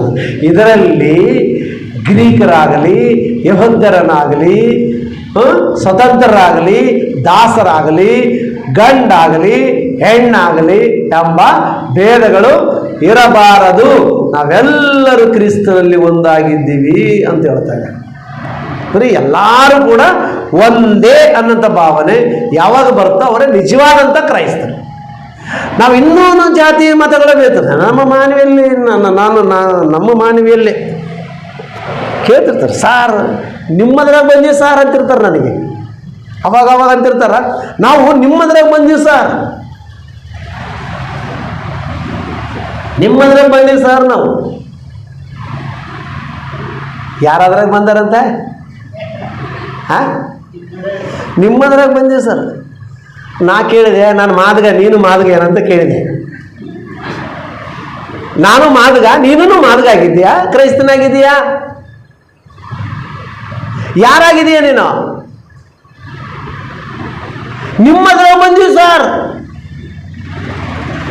ಕ್ರಿಸ್ತನಲ್ಲಿ ಬಂದಿಲ್ಲ ನೀನು, ನಮ್ಮ ಜಾತಿಗೆ ಸಂಬಂಧಪಟ್ಟವ ನೀನು, ಹೌದಾ ಅಂತಿರ್ತಾರ್ರಿ. ನಿಮ್ಮದ್ರಾಗ ಬಂದೀವಿ ನಾವು ಎಷ್ಟು ಕಷ್ಟ ಅನುಭವಿಸ್ತೀವಿ ನಿಮಗೇನು ಗೊತ್ತು ಸರ್? ಎಷ್ಟು ಕಷ್ಟ ಅನುಭವಿಸ್ತಾರಂತೆ. ಎದಕ್ಕೆ ಕಷ್ಟ ಅನುಭವಿಸ್ತಾರೆ? ನಮ್ಮ ಜಾತಿಗೆ ಬಂದದಕ್ಕೆ ಕಷ್ಟ ಅನುಭವಿಸ್ತಾ ಇದ್ದೀರಾ, ಕ್ರಿಸ್ತನೊಳಗೆ ಬಂದದಕ್ಕೆ ಕಷ್ಟ ಅನುಭವಿಸ್ತಾ ಇದ್ದೀರಾ? ಅಂದ್ರೆ ಇನ್ನೂ ಇಲ್ಲಿ ಭಾವನೆಗಳು ಹೆಂಗಿದಾವೆ ಅಂದ್ರೆ, ನಿಮ್ಮದ್ರಾಗ ಬಂದೀವಿ ಸರ್ ಅಂದ್ರೆ ನಾವು ಮಾದ್ರಾದ್ರೆ ಕಲ್ತೀವಿ ಸರ್. ನಿಮ್ಮ ಜನ್ಮಕ್ಕೆ ಬೆಂಕಿ ಹಾಕ, ಈ ಮಾತು ಯಾಕೋ ನಿನಗೆ ಬರ್ತಾ ಇದೆ? ನಾನು ಕ್ರಿಸ್ತನ ಧರಿಸಿಕೊಂಡಿನಿ ಸಾರ್ ಅಂತ ಯಾರು ಹೇಳ್ತಾ ಇಲ್ಲ. ಆಲೋಚನೆ ಮಾಡುವಂಥ ವಿಷಯ. ಅದಕ್ಕೆ ಭಿನ್ನ ಅಭಿಪ್ರಾಯಗಳಿರ್ಬೋದು. ಇಲ್ಲಿ ಹೇಳ್ತಾ ಇದ್ದಾನೆ, ಅವನು ಯಾರೇ ಆಗಿರಲಿ ಕ್ರಿಸ್ತನಲ್ಲಿ ನಾವೆಲ್ಲರೂ ಒಂದೇ ಆಗಿದ್ದೀವಿ ಅನ್ನೋಂಥದ್ದು ವಾಕ್ಯ ಹೇಳ್ತದ. ನಮ್ಮಲ್ಲಿ ಇನ್ನೂ ಆ ತಾರತಮ್ಯಗಳು, ಗಂಡು ಹೆಣ್ಣಂತ ಭೇದನೇ ಬೇಡ ಅಂತದ್ದು. ಇಲ್ಲಿ ವಾಕ್ಯ ನೋಡಿದ್ರೆ ಗಂಡು ಹೆಣ್ಣಂತ ಭೇದನೇ ಬೇಡ, ಇವ್ರು ಹೆಣ್ಮಕ್ಳು ಇವ್ರು ಗಂಡು ಮಕ್ಕಳು ಅನ್ನೋದು ಭಾವನೆ ಬೇಡ ಅಂತ. ನಾವು ದೇವರ ಮಕ್ಕಳನ್ನಂತ ಶಬ್ದ ಉಪಯೋಗ ಮಾಡಬೇಕೆ ಹೊರತು ನಾವು ಜಾತಿ ಅಥವಾ ನಾನು ಅದೇನದು ದಾಸರು ಸ್ವತಂತ್ರ ಅಂತಿದೆ ಅಲ್ಲ. ಅಲ್ಲಿ ದಾಸರಂದ್ರೆ ಯಾರು, ಸ್ವತಂತ್ರ ಅಂದ್ರೆ ಯಾರು? ದಾಸರಂದ್ರೆ ಗುಲಾಮರು, ಅಂದ್ರೆ ಬಡವರು, ಬಲಹೀನರು. ಸ್ವತಂತ್ರ ಅಂದ್ರೆ ಎದ್ದವರು. ಅವರು ಈ ಭೇದನ ಇರಬಾರ್ದಂತ, ಈ ಭೇದ ಇರಬಾರ್ದಂತ. ಅದಕ್ಕೆ ಒಬ್ಬನು ಬೆಳ್ಳಿ ಬಂಗಾರ ಹಾಕೊಂಡವನು, ಒಳ್ಳೆ ವಸ್ತ್ರಗಳನ್ನು ಧರಿಸಿಕೊಂಡವನು ಬಂದರೆ ಅವನಿಗೊಂದು ರೀತಿ ಮರ್ಯಾದೆ ಕೊಡ್ತಾ ಇದ್ರೆ, ಇವನಿಗೊಂದು ಮರ್ಯಾದೆ ರೀತಿ ಕೊಡ್ತಾ ಇದ್ದಾರೆ. ಇದು ಇರಬಾರದು, ಪಕ್ಷಪಾತ ಅಂತಾರೆ ಇದಕ್ಕೆ. ಈ ಕ್ಯಾರೆಕ್ಟರ್ ಎಲ್ಲ ಕೂಡ ಇರಬಾರ್ದು ಅಂತ ರಿಫರೆನ್ಸು ನಾನು ತೋರಿಸ್ತಾ ಇದ್ದೀನಿ. ನೀವು ಯಾವ ಕೂಡ ಇರಬಾರ್ದು. ಮತ್ತು ಏನಿರಬೇಕು ನಮ್ಮಲ್ಲಿ ಏನಿರಬೇಕು? ಯೇಸು ಏನು ಹೇಳಿದ್ದಾನೆ? ಇವೆಲ್ಲ ಕೂಡ ಬೇಡಂದಾನ. ಬೇಡಂದು ಬಿಡಬೇಕಲ್ಲ. ಮತ್ತು ಏನಿರಬೇಕು ನಮ್ಮಲ್ಲಿ? ಬ್ಯಾಡ ಅಂತ ಏನು ಹೇಳಿದಾನೋ ಅದರಲ್ಲೇ ಇರುತ್ತಾ ಇದು ಮಾಡು ಅಂತ. ಅದೇ ಇಲ್ಲ, ಇದು ಬೇಡ ಅಂತಂದರೆ ನಾನು ಒಂದಾಗಿರಬೇಕು. ನಾನೇನು ಕಪಟ ಇರಬಾರ್ದು ಅಂತಂದರೆ ಕಪಟ ಇಲ್ಲದಂಥ ನಿಶ್ಚಳವಾದಂಥ ಮನಸ್ಸುಳ್ಳವನಾಗಿರಬೇಕು. ಪವಿತ್ರತೆಯನ್ನು ಕಾಪಾಡಿಕೊಳ್ಳಬೇಕು, ಪರಿಶುದ್ಧತೆಯನ್ನು ಕಾಪಾಡಬೇಕು, ಭಕ್ತರೆನಿಸಿಕೊಳ್ಳಬೇಕು. ದೇವರಂದರೆ ಇಷ್ಟಪಡುವಂಥವರಾಗಿರಬೇಕು. ಅದರ ಕಾರ್ಯಗಳನ್ನು ನೆರವೇರಿಸುವಂಥ ಭಕ್ತರಾಗಬೇಕು ನಾವು.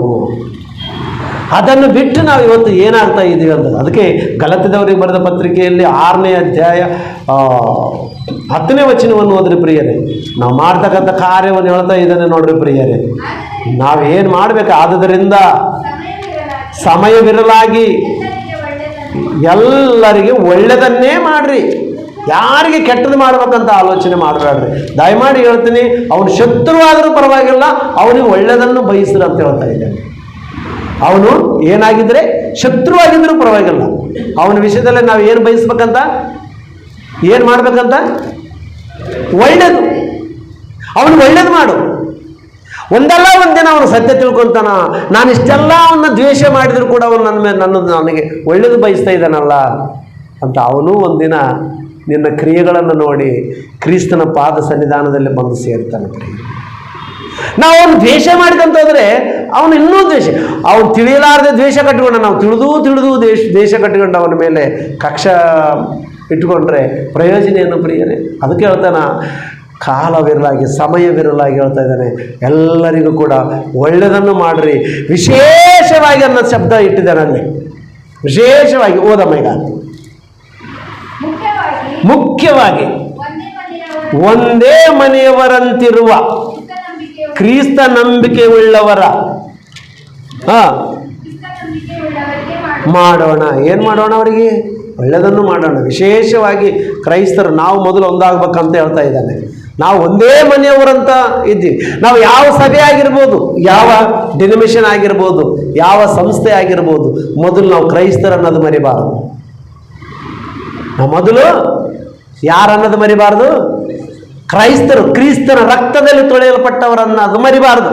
ನಾವು ಯಾವುದಕ್ಕೂ ಸಂಬಂಧಪಟ್ಟರು, ಏನೋ ಮನುಷ್ಯರು ಮಾಡ್ಕೊಂಡಿದ್ದಾರೆ, ಡಿನಿಮೇಷನ್ ಸಂಸ್ಥೆಗಳು ಮಾಡ್ಕೊಂಡಿದ್ದಾರೆ.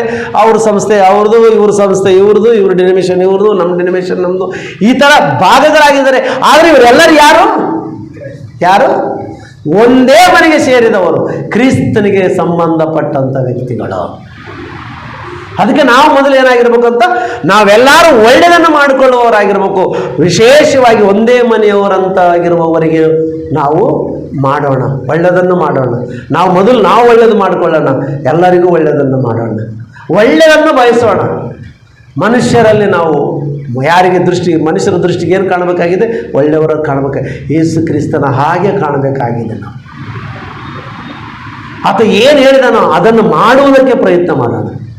ಅದಕ್ಕೆ ಈ ವಚನಗಳಲ್ಲಿ ನಮ್ಮ ಕಂಡು ಬಂದಿರೋದು ಏನಂತಂದರೆ, ಇದು ಮಾಡಬೇಡ, ಇದಿರಬಾರ್ದು, ಇದು ಕೆಟ್ಟದು, ಇದು ನಿನ್ನಲ್ಲಿ ಇದು ಇದ್ದರೆ ಒಳ್ಳೆಯದಲ್ಲ ಅಂತ ಹೇಳ್ತಾ ಇದ್ದಾನೆ. ಇವೆಲ್ಲ ನಾನು ತೋರಿಸಿರ್ತಕ್ಕಂಥ ಈ ಪಾಯಿಂಟ್ಗಳೆಲ್ಲ ಕೂಡ ಹೇಳ್ತಾನೆ, ಇವು ನಿಮ್ಮಲ್ಲಿ ಯಾರಲ್ಲಿ ಕೂಡ ಇರಬಾರದು. ಮತ್ತು ಏನಿರಬೇಕು? ಒಳ್ಳೆತನ ಇರಬೇಕು ಎಲ್ಲರಲ್ಲಿ. ಏನಿರ್ಬೇಕಮ್ಮ? ಒಳ್ಳೆತನ. ಹೆಂಗಿರ್ಬೇಕು ಒಳ್ಳೆತನ? ಮತ್ತೆ ಒಳ್ಳೆತನ ತೋರಿಸೋಕೆ ಕೆಟ್ಟವನಾಗಿದೆಯಾ ನೀನು? ಪಕ್ಷಪಾತ ಗುಣದಿಂದ ಒಳ್ಳೆತನ ಮಾಡೋದು ಬೇಡ. ಯಾರೋ ನೋಡ್ಬೇಕಂತೇಳಿ ಫೋಟೋ ಹೇಳ್ತಿರ್ತಾರೆ, ಪೋಸ್ ಕೊಡೋದಕ್ಕೆ ಒಂದು ನೀರಿನ ಪ್ಯಾಕೆಟ್ ಕೊಡ್ತಾರೆ, ಪೋಸ್ ಕೊಟ್ಟು ಫೋಟೋ ಹೇಳ್ತದೆ, ಫೇಸ್ಬುಕ್ನಾಗ ಇರ್ತಾರೆ. ಇದು ಕಪಟಿ ವೇಷಧಾರಣಿದು. ಒಂದು ರೈಸ್ ಪ್ಯಾಕೆಟ್ ಕೊಡ್ತಾರೆ, ಒಂದು ಫೋಟೋ ಹೇಳ್ತೀರ, ಇನ್ಸ್ಟಾಗ್ರಾಮ್ನಲ್ಲಿ ಇರ್ತಾರೆ. ಕಪಟಿತನ ಬೇಡ ನೀನು. ಯಾರೋ ನೋಡ್ಬೇಕಂತ, ಯಾರೋ ಮಾಡ್ಬೇಕಂತ ಅದು ಬೇಡ ನೀನು, ಅದೆಲ್ಲ ಮಾಡಬೇಡ ನೀನು. ಯೇಸು ಸ್ವಾಮಿ ಹೇಳಿದ್ದನ್ನೇ ಮಾಡಷ್ಟೇ. ನೀನು ಪರಲೋಕ ಹೋಗುತ್ತೆ, ದೇವ್ರ ಮಗನ ಅನಿಸ್ಕೊಳುತ್ತಿ ನೀನು. ಅಷ್ಟೇ ಬಿಟ್ಟು ನೀನು ಏನೇನೋ ಮಾಡೋಕ್ಕೆ ಹೋಗಿ, ದೇವರಿಗಿಂತ ಹೆಚ್ಚಾದದ್ದು ನೀನು ಏನೋ ಮಾಡೋಕ್ಕೆ ಹೋಗಿ, ದೇವರ ಆಲೋಚನೆಗಳಿಗಿಂತ ನಾನೇ ಜ್ಞಾನಿ ಅಂತ ಅಂದ್ಕೊಂಡು ಮಾಡೋಕ್ಕೆ ಹೋದರೆ, ದೇವರು ಬೇಡದದ್ದನ್ನು ನೀನು ಮಾಡಿದರೆ ಶಿಕ್ಷೆಗೆ ಒಳಗಾಗುತ್ತೀಯ ನೀನು.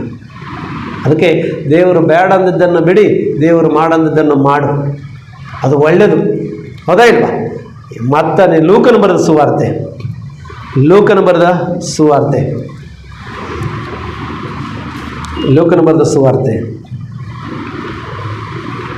ತೆಗೆದ್ರಿ 14ನೇ ಅಧ್ಯಾಯ 13-14 ವಚನ. ಲೂಕನ ಬರೆದ ಸುವಾರ್ತೆ 14ನೇ ಅಧ್ಯಾಯ 13-14 ವಚನ.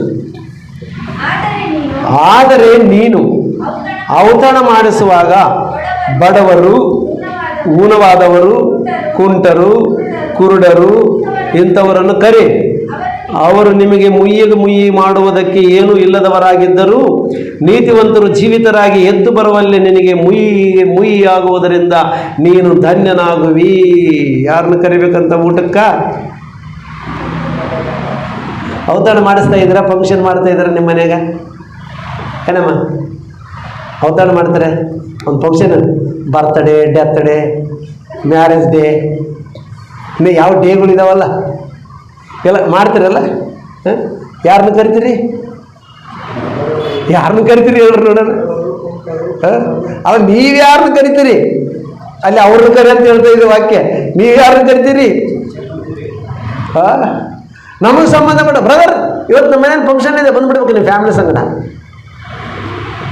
ಇವತ್ತು ನೀನು ಅವನಿಗೆ ಔತಣ ಮಾಡಿಸ್ತೇವೆ, ಊಟ ಮಾಡ್ತೀವಿ.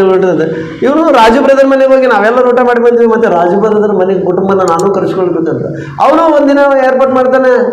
ಕುಶಲ ಅಂತಾನ, ಕುಶಲ ಬಂದ್ಬಿಡಿ, ಮುಯ್ಯಿ ಆಯ್ತಲ್ಲ, ನೀನು ಧನ್ಯನಾಗ್ತೀಯ. ನಿನಗೆ ಕುಶಲ ಊಟ ಕೊಟ್ಟ, ಕುಶಲ ರಾಜುಗೂ ಊಟ ಕೊಟ್ಟ, ಮುಗಿತಲ್ಲ. ಇನ್ನೇನಿದೆ ಇಲ್ಲಿ? ದೇವರ ಆಶೀರ್ವಾದ ಏನಿದೆ? ದೈವ ಆಶೀರ್ವಾದ ಪಡ್ಕೊಳ್ಬೇಕಲ್ಲ. ಅಲ್ಲಿ ಹೇಳ್ತಾನ, ಕುಂಡ್ರನ, ದಿಕ್ಕಿಲ್ಲದವರು, ಬಡಪಾಯಿಗಳು ಅಂಥವ್ರನ್ನ ಕರೆದು ಔತಣ ಮಾಡಿಸಿ, ನಾಳೆ ಯೇಸು ಕ್ರಿಸ್ತನ 2ನೇ ಸಲ ಬಂದಾಗ ನಿನಗೆ ಮುಯ್ಯಿ ತೀರುತ್ತಾ, ಅವತ್ತು ನಿನಗೆ ಪ್ರತಿಫಲ ಸಿಗುತ್ತಾ, ಅವತ್ತು ದೈವ ಆಶೀರ್ವಾದ ನಿನಗೆ ಸಿಗುತ್ತಾ, ಅವಾಗ ನೀನು ಧನ್ಯನಾಗುವಿ. ನೀನು ಪರಲೋಕದಲ್ಲಿ ಸಿಂಹಾಸನ ಸಿಗುತ್ತಾ? ಸಿಂಹಾಸನ ಸಿಗಬೇಕಂತಂದ್ರೆ ಇಂಥವ್ರನ್ನ ಕರಿಬೇಕು ಊಟಕ್ಕೆ. ನಾವು ಮುಯ್ಯಬೇಕಂತಂದರೆ ನಮಗೆ ನಾವು ಊಟ ಮಾಡಿಸ್ಬೋದು. ಊಟದ ಔತಣ ಕಾರ್ಯಕ್ರಮ ಇರ್ತದೆ. ಏನೋ ಕುಟುಂಬ ಪ್ರಾರ್ಥನೆ ಇಟ್ಕೊಂಡ್ರು, ಯಾವ ಪ್ರಾರ್ಥನೆ ಇಟ್ಕೊಂಡ್ರು ನಮ್ಮವರೆಲ್ಲರನ್ನು ಕರೆಸ್ಕೊಂಡು ಊಟ ಕೊಡ್ಬೋದು. ಈಗೇನು ಮಾಡೋಣ ಪ್ರಿಯರೇ? ಯೇಸು ಸ್ವಾಮಿಲಿ ನಮಗೊಂದು ಕ್ವೆಶ್ಚನ್ ಹಾಕಿದಂಗೆ ಇದೆ. ಏನು ಮಾಡ್ತೀರಿ ನೋಡೋಣ. ಇವ್ರನ್ನ ಕರಿತೀರಾ, ಅವ್ರನ್ನ ಕರಿತೀರಾ? ಯಾರನ್ನ ಕರಿಬೇಕು? ಇವತ್ತು ಕ್ರೈಸ್ತರ ಸಮಾಜ ಏನು ಮಾಡ್ತಾ ಇದೆ? ಇವರು ಉಂಡು ಹೆಚ್ಚಾದ ಬೋಗಾಣಿ ಹಿಡ್ಕೊಂಡು ಅವಾಗ ಬಡಪಾಯಿಗಳ ತನಕ ಓದಿರ್ತಾರೆ ಅಲ್ಲಪ್ಪ. ಇವರೆಲ್ಲ ಫಂಕ್ಷನ್ ಎಲ್ಲ ಉಂಡು ಉಳಿತದಲ್ಲ ಬೋಗಣಿ. ಅವಾಗ ಇದ್ರನ್ನ ಆಟೋದಾಗ ಇಟ್ಟುಕೊಂಡು ಎಲ್ಲಿ ಸ್ಲಮ್ ಏರಿಗೆ ಅವಾಗ ಹೋಗ್ತಾರ. ಸ್ಲಮ್ ಏರಿಗೆ ಹೋಗಿ ಅವಾಗ ಇದನ್ನು ಅವ್ರು ಕೊಟ್ಟು ಬಂದ್ಬಿಡ್ತಾರೆ. ಅವ್ರನ್ನ ಕರೆದು ಊಟ ಮಾಡಿಸಂತ ಹೇಳಿದಾನ, ಇವ್ರು ಹೋಗಿ ಉಳಿದದ್ದು ಹೋಗಿ ಕೊಟ್ಟ ಬಾ ಅಂತ ಹೇಳಿದಾನ. ಕ್ರೈಸ್ತರ ಸಮಾಜ ಹೆಂಗಿದೆ ನೋಡ್ತಾ ಇದ್ದಾರೆ. ಅಂದರೆ ಯೇಸು ಕ್ರಿಸ್ತು ಹೇಳಿದ ಮಾತು ಒಂದಾದರೂ ಒಳಪಡ್ತಾ ಇದ್ದಾರೆ ಇಲ್ಲಿ? ಒಂದಾದರೂ? ನಾನು ಇಷ್ಟು ರಿಫರೆನ್ಸ್ ತೋರಿಸಿದ್ದೀನಲ್ಲ, ಈ ರಿಫರೆನ್ಸ್ಗಳಿಗೆ ಅನುಗುಣವಾಗಿ ಯಾರಾದರೂ ಇದ್ದಾರೆ? ತತ್ವವಿರುದ್ಧ ಮತ್ತು ಕ್ರೈಸ್ತರು. ನಾವು ಯೇಸು ಸ್ವಾಮಿ ಭಕ್ತಾದಿಗಳು, ನಾವು ಫಾದರ್ಗಳು, ರೆವರೆಂಡ್ಗಳು, ನಾವು ಬಿಷಪ್ಗಳು, ನಾವು ಡಿಸಿಗಳು. ಇಲ್ಲಿ ವಾಕ್ಯ ಏನು ಹೇಳ್ತಾ ಇದೆ? ನೀನೇನು ಮಾಡ್ತಾ ಇದೀಯಾ? ಇಲ್ಲಿ ದೇವರು ಏನು ಹೇಳ್ಕೊಡ್ತಾ ಇದ್ದಾನೆ? ಇಲ್ಲಿ ನಮಗೆ ಏನು ಹೇಳ್ಕೊಡ್ತಾ ಇದ್ದಾನೆ? ಏನು ಮಾಡಂತ ಇದ್ದಾನೆ?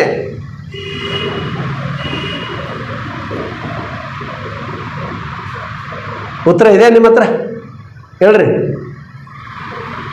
ಇಲ್ಲಲ್ಲ, ಉತ್ತರ ಇಲ್ಲದ ಪ್ರಶ್ನೆಗಳು. ಯೇಸು ಸ್ವಾಮಿ ವಾಕ್ಯನ ಹಂಗೆ ಇರ್ತಾ ಪ್ರಿಯರೇ. ಅದಕ್ಕೆ ಯೇಸು ಸ್ವಾಮಿ ಮಾತುಗಳು ಹಂಗೆ ಇರ್ತಾವೆ. ಯೇಸು ಸ್ವಾಮಿ ಬಂದರು, ಬೆಳಗ್ಗೆ ಬಂದರು, ಈ ಪರಿಸರೆಲ್ಲರೂ ಸೇರಿಕೊಂಡು ಬಂದರು. ಅಲ್ಲ, ನೀವು ಇದೆಷ್ಟೆಲ್ಲ ಮಾಡ್ತಾ ಇಲ್ಲ, ಯಾವ ಅಧಿಕಾರದಿಂದ ಮಾಡ್ತಿದ್ದು ಅಂತ ಕೇಳಿದರು. ಯೇಸು ಸ್ವಾಮಿ ದೀಕ್ಷೆಯನ್ನು ಕೊಡಿಸ್ತಿದ್ದಿ, ರೋಗ ಬೇಸ್ ಮಾಡ್ತಿದ್ದಿ, ಕುಂಟ್ರಿ ಕಾಲು ಕೊಡ್ತಿದ್ದಿ, ಕುಂಡ್ರಿ ಕಣ್ಣು ಕೊಡಕತ್ತಿದ್ದಿ, ಏನು ಇಷ್ಟೆಲ್ಲ ಮಾಡ್ತಾರೆ. ನಿನಗೆ ಯಾರು ಕೊಟ್ರಿ ಈ ಅಧಿಕಾರ? ಯಾರು ಕೊಟ್ರಿ ಪರ್ಮಿಷನ್? DC ಕೊಟ್ಟನ? ಯಾರು ಕೊಟ್ರಿ? ಯಾರು ಪರ್ಮಿಷನ್ ತೊಗೊಂಡು ಇವೆಲ್ಲ ಮಾಡ್ತಾರೆ? ಏನ್ರಿ ಯೇಸು ಸ್ವಾಮಿ ಸ್ವಸ್ಥತೆ ಮಾಡುವುದಕ್ಕೆ ಪರ್ಮಿಷನ್ ಬೇಕಂತ ಇವ್ರು ಕೇಳೋ ಪ್ರಶ್ನೆ. ಯೇಸು ಸ್ವಾಮಿ ಮಾಡೋಂಥ ಅದ್ಭುತ ಕಾರ್ಯಗಳಿಗೆ ಯಾರು ಪರ್ಮಿಷನ್ ಬೇಕಾಗಿತ್ತಂತ ಇವ್ರು ಕೇಳ್ತಾರೆ. ಯಾರು ಪರ್ಮಿಷನ್ ಕೊಟ್ರಿ ನಿನಗೆ? ಯಾವ ಅಧಿಕಾರದಿಂದ ಮಾಡ್ತಾ ಇದೆಯಾ ನೀನು ಅಂತೇಳಿ. ಯೇಸು ಸ್ವಾಮಿ ಏನು ಮಾತಾಡ್ಬೇಕೀಗ? ನಾನು ಒಂದು ಪ್ರಶ್ನೆ ಮಾಡ್ತೀನಿ, ಉತ್ತರ ಕೊಡಿ. ಏನನ್ನಂತೆ? ಸ್ನಾನಿಕನಾದ ಯೋಹಾನನು ಯಾವ ಅಧಿಕಾರದಿಂದ ದೀಕ್ಷಾ ಸ್ನಾನ ಮಾಡಿಸುವ ಅಧಿಕಾರ ಪರಲೋಕದಿಂದ ಬಂತೋ ಮನುಷ್ಯರಿಂದ ಬಂತೋ ಅಂತ ಕೇಳಿದ. ಎಲ್ಲ ಗುಂಪು ಕೂಡ್ಕೊಂಡು ಸೈಡ್ ಹೋಗ್ಬಿಟ್ರೆ ಎಲ್ಲರೂ ಕಿವಿ ಮಾತಾಡಿಕೊಂಡ್ರು. ಜನ ಏನು ಹೇಳೋಣ? ಯೇಸು ಸ್ವಾಮಿ ಪ್ರಶ್ನೆಗೆ ಉತ್ತರ ಮನುಷ್ಯರಿಂದ ಬಂದೈತಂದ್ರೆ ಅಂತ ಹೇಳೋಣ. ಮತ್ತು ಯಾಕೆ ಹೋಗಿದ್ರಿ? ಅವನ್ನ ಯಾಕೆ ನಂಬಿದ್ರಿ? ಯಾಕೆ ದೀಕ್ಷೆ ತೊಗೊಂಡ್ರಿ ಅಂತ ಕೇಳ್ತಾನೆ. ಬೇಡ ಬೇಡ ಬೇಡ, ಈ ಆನ್ಸರ್ ಕರೆಕ್ಟ್ ಇಲ್ಲ. ದೇವರಿಂದ ಬಂದೈತಂತ ಹೇಳೋಣ. ಮತ್ತು ಯಾಕೆ ಅವನ್ನ ಸಾಯಿಸಿದ್ರಿ? ಅವನ್ನ ಯಾಕೆ ನಂಬಲಿಲ್ಲ ನೀವು ಅಂತ ಕೇಳ್ತಾನೆ. ಏನು ಹೇಳೋಣ? ಇದು ಆನ್ಸರ್ ಕರೆಕ್ಟ್ ಇಲ್ಲ. ಅದೇನು ಹೇಳೋಣ? ನಮಗೆ ಗೊತ್ತಿಲ್ಲ. ಇದು ಮಾತ್ರ ಗೊತ್ತು ಕ್ರೈಸ್ತರಿಗೆ, ನಮಗೆ ಗೊತ್ತಿಲ್ಲ. ಯೇಸು ಸ್ವಾಮಿ ಅಂದ, ನಾನು ಹೇಳಲ್ಲ. ಮುಗಿತಲಿಗೆ ಕ್ಲೋಸ್ ಮ್ಯಾಟ್ರು. ಯಾಕೆ ಅದನ್ನು ಕ್ರೈಸ್ತರಿಗೆ ಏನು ಗೊತ್ತಿದೆ ಅಂದರೆ ಏನೂ ಗೊತ್ತಿಲ್ಲ. ಸುಮ್ಮನೆ ಅಧಿಕಾರಿಗಳ ಬೋರ್ಡ್ ಹಾಕ್ಕೊಂಡಿದ್ದಾರೆ ವಿನಃ ಬೈಬಲ್ ಏನು ಹೇಳ್ತಾ ಇದೆ, ಏನು ಮಾಡಬೇಕು, ನಾವು ಎಂಥದನ್ನು ಮಾಡಬೇಕು, ಯೇಸು ಸ್ವಾಮಿ ಹೇಳಿದ್ದ ಕಾರ್ಯಗಳನ್ನು ನಾವು ಮಾಡ್ತಾ ಇದ್ದೀವ ಇಲ್ಲ ಅದು ಏನು? ಒಂದು ನಿಜ ಹೇಳ್ತೀನಿ ರೀ, ಸ್ವಸ್ಥತೆ ಮಾಡಿದ ಮೇಲೆ ಏನಂದ ಯೇಸು ಸ್ವಾಮಿ? ಇದನ್ನು ಯಾರು ಹೇಳ್ಬೇಡ ಅನ್ನ ಪ್ರಕಟಣೆ ಮಾಡನ್ನ ಹೇಳ್ಬೇಕು ಸಾರ್ಗಳೇ ನೀವೆಲ್ಲರೂ. ಯಾರಿಗೂ ನಮ್ಮವರು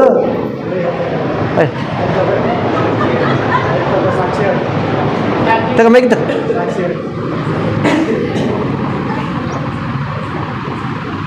ಜನವರಿ 1 ನ್ಯೂ ಇಯರ್ ಫಸ್ಟ್ ದಿನ 31 ಡಿಸೆಂಬರ್ 31 ನೈಟ್ ಪ್ರೇಯರ್ ಇರ್ತದಲ್ಲ, ಒಂದು ಸಭೆಯಲ್ಲಿ ಸಾಕ್ಷಿಗಳು ಒಬ್ಬೊಬ್ಬರು ಸಾಕ್ಷಿಗಳು ಹೇಳ್ತಾ ಇದ್ರು. ಪಾಸ್ಟ್ರು ಒಂದು ಮುದುಕರಿಗೆ ಮೈಕ್ ಕೊಟ್ಟ, ನೀನು ಸಾಕ್ಷಿ ಹೇಳ ಅಂತ. ನಾ ಏನು ಹೇಳಿ ಅಂದ, ದೇವ್ರು ಏನು ಮಾಡಿದಾನೆ ಅದು ಹೇಳೋದು. ನಾ ಏನು ಹೇಳಬೇಕು?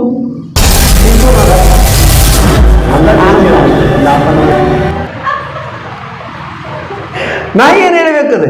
ಅದೇ ಈ ವರ್ಷ ಎಲ್ಲ ದೇವ್ರು ಏನು ನಿನಗೆ ಮೇಲು ಮಾಡಿದಾನೆ ಅಂತಂದ್ರೆ ಮೈಕ್ ತಗೊಂಡ, ದೇವ್ರು ನನಗೇನು ಮಾಡಿಲ್ಲ, ನಾನೇನು ಹೇಳಲ್ಲ ಅಂತ. ದೇವ್ರು ನನಗೇನೂ ಮಾಡಿಲ್ಲ, ನನಗೇನೂ ಹೇಳಲ್ಲ, ನಾನು ಸಾಕ್ಷಿ ಅಷ್ಟೇ. ಹಿಂಗಿರುತ್ತೆ ಪ್ರಿಯರೇ ಕ್ರೈಸ್ತರ ಜೀವನಗಳು.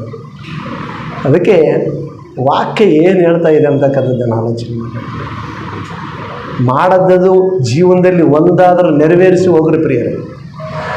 ಯೇಸು ಸ್ವಾಮಿ ಅಂದ ಪಕ್ಷಪಾತಿ ಗುಣ ಇರಬಾರ್ದು ಅಂದಾರಲ್ಲ, ಬೇಡ ಅದು. ಕಪಟಿ ಬೇಡ ಅಂದನಲ್ಲ, ಬೇಡ ಅದು. ಆಣೆ ಬೇಡ ಅಂದಿದ್ದಾನಲ್ಲ, ಬೇಡ ಅದು. ಹೌದಾ? ವ್ಯರ್ಥವಾದ ಮಾತುಗಳು ಮಾತಾಡಬಾರ್ದನ, ಬೇಡ ಅದು, ಬೇಡ. ಯಾರನ್ನು ಕರೆಸಿ ಒಂದು ಜೀವನದಲ್ಲಿ ಒಂದು ಸಲ ಆದರೂ ಅವ್ರಿಗೋಸ್ಕರ ಪ್ರತ್ಯೇಕವಾಗಿ ಒಂದು ಫಂಕ್ಷನ್ ಏರ್ಪಾటు ಮಾಡ್ಕೊಂಡು ಅವ್ರನ್ನ ಕರೆಸ್ರಿ. ಆ ಕುಳ್ರನ್ನ ಬೀದಿಯಲ್ಲಿ ಬಿದ್ದಂಥವ್ರನ್ನ, ಬಡಪಾಯಿಗಳನ್ನು, ಭಿಕ್ಷೆ ಬೇಡವಂಥವ್ರನ್ನ ಅವರೆಲ್ಲರನ್ನು ಕರೆಸಿ ಒಂದು ಸಲ ಆದರೂ ಕುಂದರಿಸಿ, ನನ್ನ ಯೇಸು ಸ್ವಾಮಿ ನನಗೆ ಹೇಳಿದ್ದಾರೆ, ಇದು ಮಾಡಂತ ಹೇಳಿದ್ದಾನೆ, ನಾನು ಮಾಡಬೇಕಾಗಿದೆ, ಇದು ನನ್ನ ಧರ್ಮ, ಇದು ನನ್ನ ಕರ್ತವ್ಯ ಅಂತೇಳಿ ಮಾಡು. ಹೇಳಿದನಲ್ಲ, ಮಾಡು. ಒಂದ್ಸಲ ಆದ್ರೆ ನೀನು ಮಾಡಿ, ಜೀವನದಲ್ಲಿ ಒಂದ್ಸಲ ಆದ್ರೆ ನೀನು ಮಾಡಿ ನೋಡೋಣ. ಅವ್ರಿಗಾಗಿ ಪ್ರತ್ಯೇಕವಾದ ಕೂಟವನ್ನು ಏರ್ಪಾటు ಮಾಡ್ಕೊಂಬಂದು, ದೊಡ್ಡ ಮೀಟಿಂಗ್ ಇಟ್ಕೊಂಡು ಏರ್ಪಾటు ಮಾಡ್ಕೊಂಬಿಡು. ಅವ್ರನ್ನೇ ಕರೆಸಿಬಿಡಿ, ಎಲ್ಲರನ್ನ ವಾಕ್ಯ ಕೇಳೋದಕ್ಕೆ ಕರೆಸ್ರಿ. ಏನಲ್ಲ, ನಮ್ಮ ಮಾನವಿಯಲ್ಲಿ ಏನು ಫಂಕ್ಷನ್ಗಳಾದರೂ ಒಂದು ಒಳ್ಳೆ ಗುಣ ಇದ್ದಾರೆ ನಮ್ಮ ಮಾನವಿ ಹುಡುಗರಿಗೆ. ಸಂವಿಧಾನ ಹಂಚಿ ಲಾಸ್ಟಲ್ಲಿ ಏನೇ ಫಂಕ್ಷನ್ ಇಟ್ರು ಸೀದಾ ನಮ್ಮ ಹುಡುಗರು ಏನು ಮಾಡ್ತಾರೆ ಅಂದರೆ ಅನಾಥಾಶ್ರಮಕ್ಕೆ ಕೂತಿರ್ತಾರೆ. ಅನಾಥಾಶ್ರಮದಲ್ಲಿ ಇರ್ತಕ್ಕಂಥ ಕುಂಡ್ರನ್ನ ಅವರು ಹೆಡ್ ಇರ್ತಾರಲ್ಲ, ಅವ್ರ ಹತ್ರ ಪರ್ಮಿಷನ್ ತೊಗೊಂಡು ಒಂದು ಆಟೋ ಮಾಡಿಕೊಂಡು ಅವರೆಲ್ಲರನ್ನ ಆಟೋದಲ್ಲಿ ಕುಂದಿರಿಸ್ಕೊಂಡು ಕರ್ಕೊಂಬಂದು ವಾಕ್ಯ ಹೇಳಿಸಿ ಅವ್ರಿಗೆ ಊಟ ಕೊಟ್ಟು, ಏನಾದರೂ ಹುಡುಗರಿಗೆ ಏನಾದರೂ ಕೊಡ್ಬೇಕಂತಿದ್ರೆ ಬಟ್ಟೆ ಏನಾದರೂ ಪುಸ್ತಕ ಓದ್ಕೊಳ್ಳೋಕ್ಕೆ ಏನಾದರೂ ಕೊಡ್ಬೇಕಂತಂದ್ರೆ ಅಂತ ಕೊಟ್ಟು ಮತ್ತೆ ಆಟೋದ ಏರಿಸ್ಕೊಂಡು ಸೀದಾ ಮತ್ತೆ ಅವ್ರಿಗೆ ಒಪ್ಪಿಸಿ ಅಲ್ಲಿ ಸಿಗ್ನೇಚರ್ ಮಾಡಿ ನಮಸ್ಕಾರ ಮಾಡಿ ಎಂದು ಬಂದುಬಿಡ್ತಾರೆ. ಇಲ್ಲಾಂದರೆ ಅಡುಗೆ ಮಾಡಿಕೊಂಡು ಸೀದಾ ಅಂಗವೈಕಲರ ಬಳಿಗೆ ಹೋಗಿ ಅಡುಗೆ ಅವ್ರಿಗೆ ಕೊಟ್ಟು ಒಂದು 10 ನಿಮಿಷ ವಾಕ್ಯ ಹೇಳಿ ಪ್ರಾರ್ಥನೆ ಮಾಡಿ ಊಟ ಬಡಿಸಿ ಬಂದುಬಿಡ್ತಾರೆ ನೋಡ್ರಿ. ಯಾಕಂದರೆ ಬೈಬಲ್ ಹೇಳ್ತಾ ಇದೆ, ಇದನ್ನೇನು ಮಾಡು ಅಂತ. ಅದು ಕರ್ತವ್ಯ, ನಮ್ಮ ಧರ್ಮ, ಮಾಡಬೇಕು. ಬೇಡಂದಿದ್ದನ್ನು ಮಾಡಿ, ಮಾಡಂದಿದ್ದನ್ನು ಬಿಟ್ಬಿಟ್ಟು ಏನು ಕ್ರೈಸ್ತರ ಅಂದ್ಕೊಳ್ತೀವಿ? ಆಲೋಚನೆ ಮಾಡಬೇಕಲ್ಲ. ಅದಕ್ಕಾಗಿ ಪ್ರೀತಿಯುಳ್ಳಂಥ ದೇವರ ಮಕ್ಕಳೇ, ವಾಕ್ಯವನ್ನು ಪರಿಶೀಲನೆ ಮಾಡಿ ನಾವೇನು ಮಾಡ್ತಾ ಇದ್ದೀವಿ, ನಾವು ಹೇಗಿದ್ದೀವಿ, ನಾವು ಏನು ಕಾರ್ಯಗಳು ಮಾಡೋದಕ್ಕೆ ಅನ್ನೋದನ್ನು ಆಲೋಚನೆ ಮಾಡಿ. ಸುಮ್ಮನೆ ಜಂಬ ಕೊಚ್ಕೊಳ್ಳೋದಕ್ಕೆ ಕ್ರೈಸ್ತರಲ್ಲ ಮಾಡೋದು. ಕ್ರಿಯೆಗಳ ರೂಪ ನಮ್ಮ ಕಾರ್ಯಗಳಿರಬೇಕು. ವಚನ ಬರೆದಿದೆ, ಅಲ್ಲಿ ವಚನ ಬರೆದಿದೆ, ನಮ್ಮ ನಿಜ ಜೀವನದಲ್ಲಿ ಅದು ನೆರವೇರಬೇಕು. ಹೌದೇ ಅಲ್ವಾ? ಒಂದು ಸ್ಕ್ರಿಪ್ಟ್ ಬರ್ತಾನೆ ಸಿನಿಮಾ ಡೈರೆಕ್ಟ್ರು, ಒಂದು ಸ್ಕ್ರಿಪ್ಟ್ ಬರಿತಾನೆ ನಾನು, ಸಿನಿಮಾ ಡೈರೆಕ್ಟ್ರು, ಅದೇ ಅಲ್ವಾ? ಅದ್ರ ತಕ್ಕಂತೆ, ಆ ಡೈಲಾಗ್ ತಕ್ಕಂತೆ ಹೀರೋ, ಹೀರೋಯಿನಿ, ಕಾಮಿಡಿ ಮ್ಯಾನ್, ವಿಲನ್ ಎಲ್ಲರೂ ಅದ್ರ ತಕ್ಕಂತೆ ನಟನೆ. ಸೂಪರ್ ಹಿಟ್ ಆಯಿತು ಸಿನಿಮಾ, ಅಬ್ಬಬ್ಬ ಹಿಟ್ಟು. ಎಲ್ಲಿ ಯಾರು ಕಲಿಸ್ಕೊಟ್ರು? ಅವನು ಬರೆದಿದ್ದಾನೆ ಒಂದು ಕತೆ ಬರೆದಿದ್ದಾನೆ, ಯಾರೋ ಒಂದು ಡೈರೆಕ್ಟ್ರ್ ಕತೆ ಬರೆದಿದ್ದಾನೆ. ಕಥೆಗೆ ರೂಪ ಈ ಆ್ಯಕ್ಟರ್ಗಳೆಲ್ಲ ಆ್ಯಕ್ಟ್ ಮಾಡಿ ತೋರಿಸ್ತಾರ. ಈಗ ದೇವರದ್ದು ಕತೆ ಬರೆದಿದ್ದಾನೆ, ನನ್ನ ನಿನ್ನ ಜೀವನದ ಕತೆ. ಇದನ್ನು ಆ್ಯಕ್ಟ್ ಮಾಡಿ ತೋರಿಸುವಂಥ ಧರ್ಮ ಯಾರ್ದು? ಆ್ಯಕ್ಟರ್ಗಳಿಗೆ ಯಾರು? ಮೆಗಾಸ್ಟಾರ್ ಚಿರಂಜೀವಿ ಅಲ್ಲ, ಕ್ರೇಜಿ ಸ್ಟಾರ್ ರವಿಚಂದ್ರ ಅಲ್ಲ. ನಾವು ನಿಜವಾದಂಥ ಹೀರೋಗಳು ಯಾರು?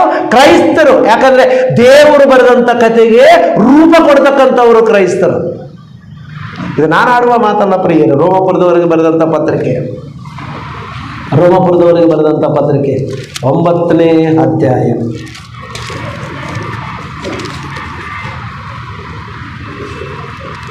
ರೋಮಾಪುರದವರಿಗೆ ಬರೆದಂಥ ಪತ್ರಿಕೆಯಲ್ಲಿ 9ನೇ ಅಧ್ಯಾಯ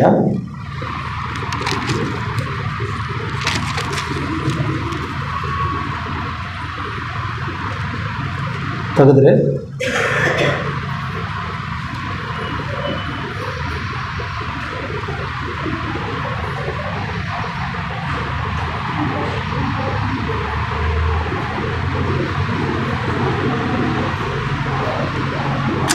ಸೂಪರ್ ಇದೆ ಅದು.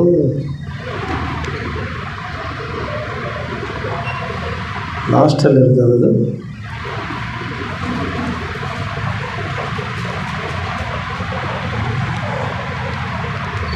ಸರ್ ಸಿಗ್ತಾ ಇಲ್ಲ ವಚನ, ಅದರಾಗೆ ಇದೆ, ಚೆನ್ನಾಗಿರುತ್ತೆ ವಚನ. ದೇವರು ಬರೆದಂಥ ಸ್ಕ್ರಿಪ್ಟ್ ಇದೆ ಅಂತ ಹೇಳ್ತದಲ್ಲಿ. ದೇವರು ಬರೆದಂಥ ಕಥೆಗೆ ಮುಕ್ತಾಯ ಮಾಡಿದ್ದಾನೆ, ಮುಗಿಸಿದ್ದಾನೆ ಅಂತ ಹೇಳ್ತದ. ದೇವರು ಬರೆದಿರ್ತಕ್ಕಂಥ ಈ ಗ್ರಂಥವನ್ನು ಮುಗಿಸಿದಾನೆ ಆತನು ಅಂತ ಹೇಳ್ತಾ ಆಮೇಲೆ ಮುಗಿದ ಮೇಲೆ ತೋರಿಸ್ತಾನೆ ಪ್ರೇರಣೆ. 9ನೇ ಅಧ್ಯಾಯದಲ್ಲೇ ಇದೆ ಅದು, ಮುಗಿದ ಮೇಲೆ. ಹಾಂ 20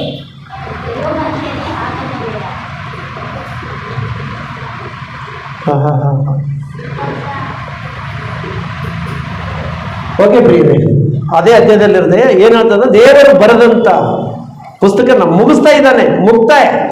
ಆತನು ನಮ್ಮೆಲ್ಲರನ್ನು ಭೂಮಿಗೆ ಕಳಿಸಿದ್ದಾನೆ. ದೇವರು ಬರೆದಂಥ ಆ ಸ್ಟೋರಿಗೆ, ಆತನು ಹೇಳಿರ್ತಕ್ಕಂಥ ಮಾತುಗಳಿಗೆ, ಗ್ರಂಥದಲ್ಲಿ ಇರ್ತಕ್ಕಂಥ ಮಾತುಗಳಿಗೆ ಆ್ಯಕ್ಟ್ ಮಾಡೋರು ಯಾರು ಅಂತಂದರೆ ಕ್ರೈಸ್ತರು ಆ್ಯಕ್ಟ್ ಮಾಡಬೇಕಾಗಿದೆ. ನೀವು ಇದು ಕೆಲಸ ಮಾಡ್ರಿ, ಇದು ನೀವು ನಡೆಸಬೇಕು. ಯೇಸು ಸ್ವಾಮಿ ಬಂದ, ಯೇಸು ಸ್ವಾಮಿ ಬಂದು ದೇವರು ಹೇಳಿರುವ ಪ್ರಕಾರ ಮಾತ್ರ ಜೀವನ ಮಾಡಿದ್ನ, ತನ್ನಿಷ್ಟ ಬಂದಂಗೆ ಜೀವನ ಮಾಡಿದ್ನ.